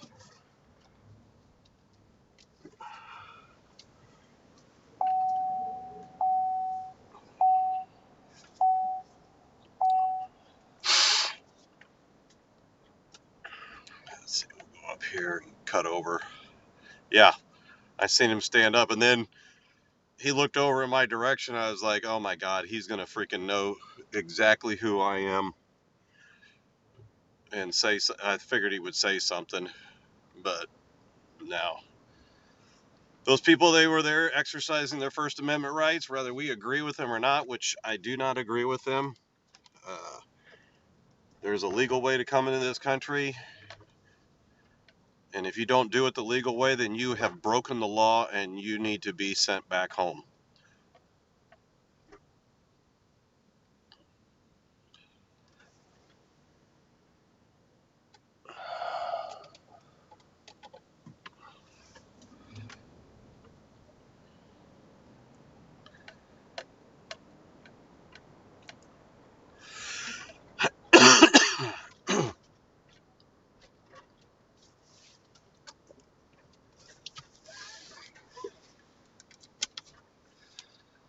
Go up here to Main Street, then cut over.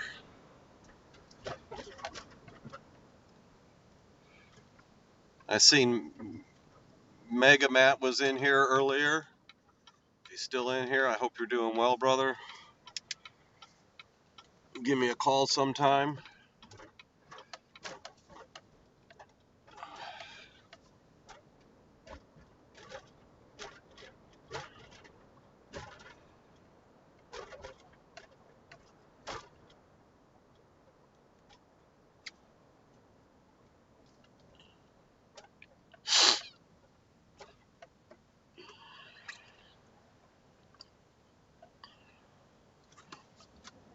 Nope, nothing going on at the courthouse, so they didn't plan for anything afterwards. So we'll go ahead and start making our way back home.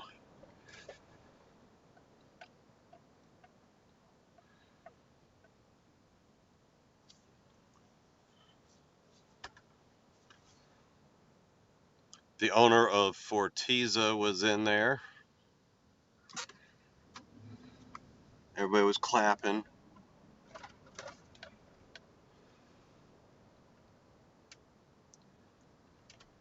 You heard how they like to use the term Gestapo.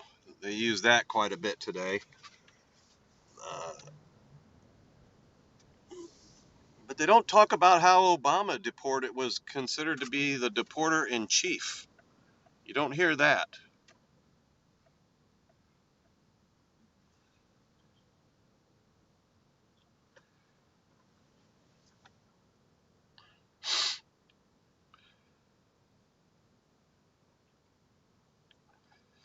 Yeah, if you guys aren't a subscriber to the channel, please subscribe. We'll be bringing you some more of this kind of content.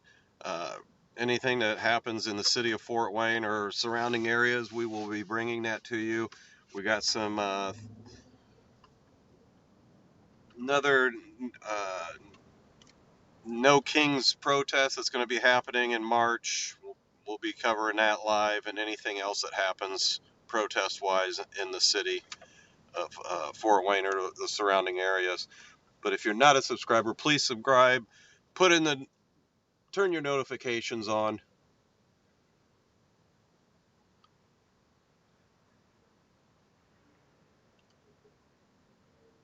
It was very, very vanilla answers. The mayor stayed. I could tell that the people were not pleased with the answers that she gave because she did reiterate many times they will follow the Constitution of the United States. They will follow the Constitution of Indiana. And they will make sure they uphold the laws. And they also sat there and said to make sure that you do not touch an ICE agent or impede any ICE agents.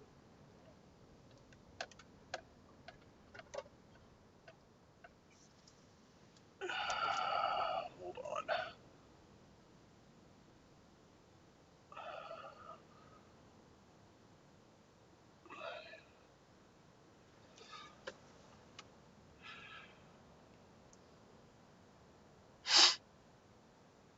I got it.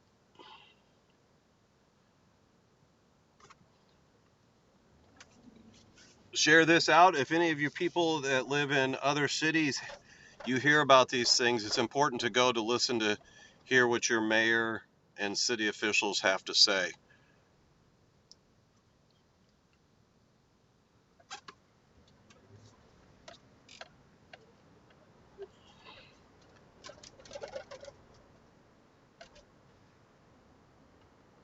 I am glad that they said that Fort Wayne is not a sanctuary city.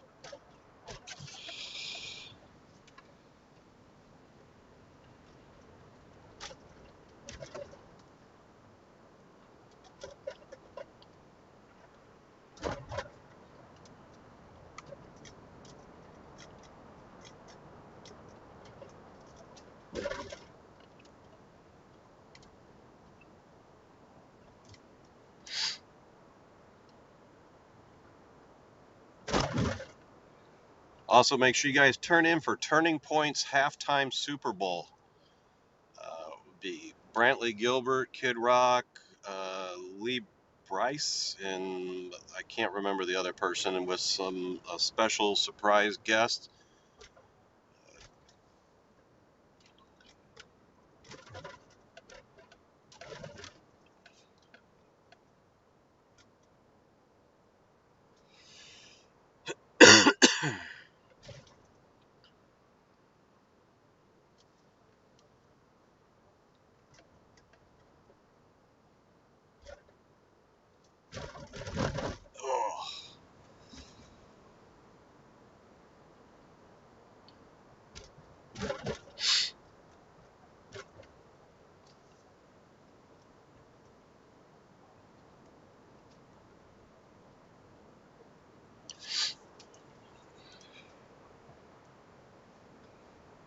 Somebody said go Pats. I think the Seahawks are going to win.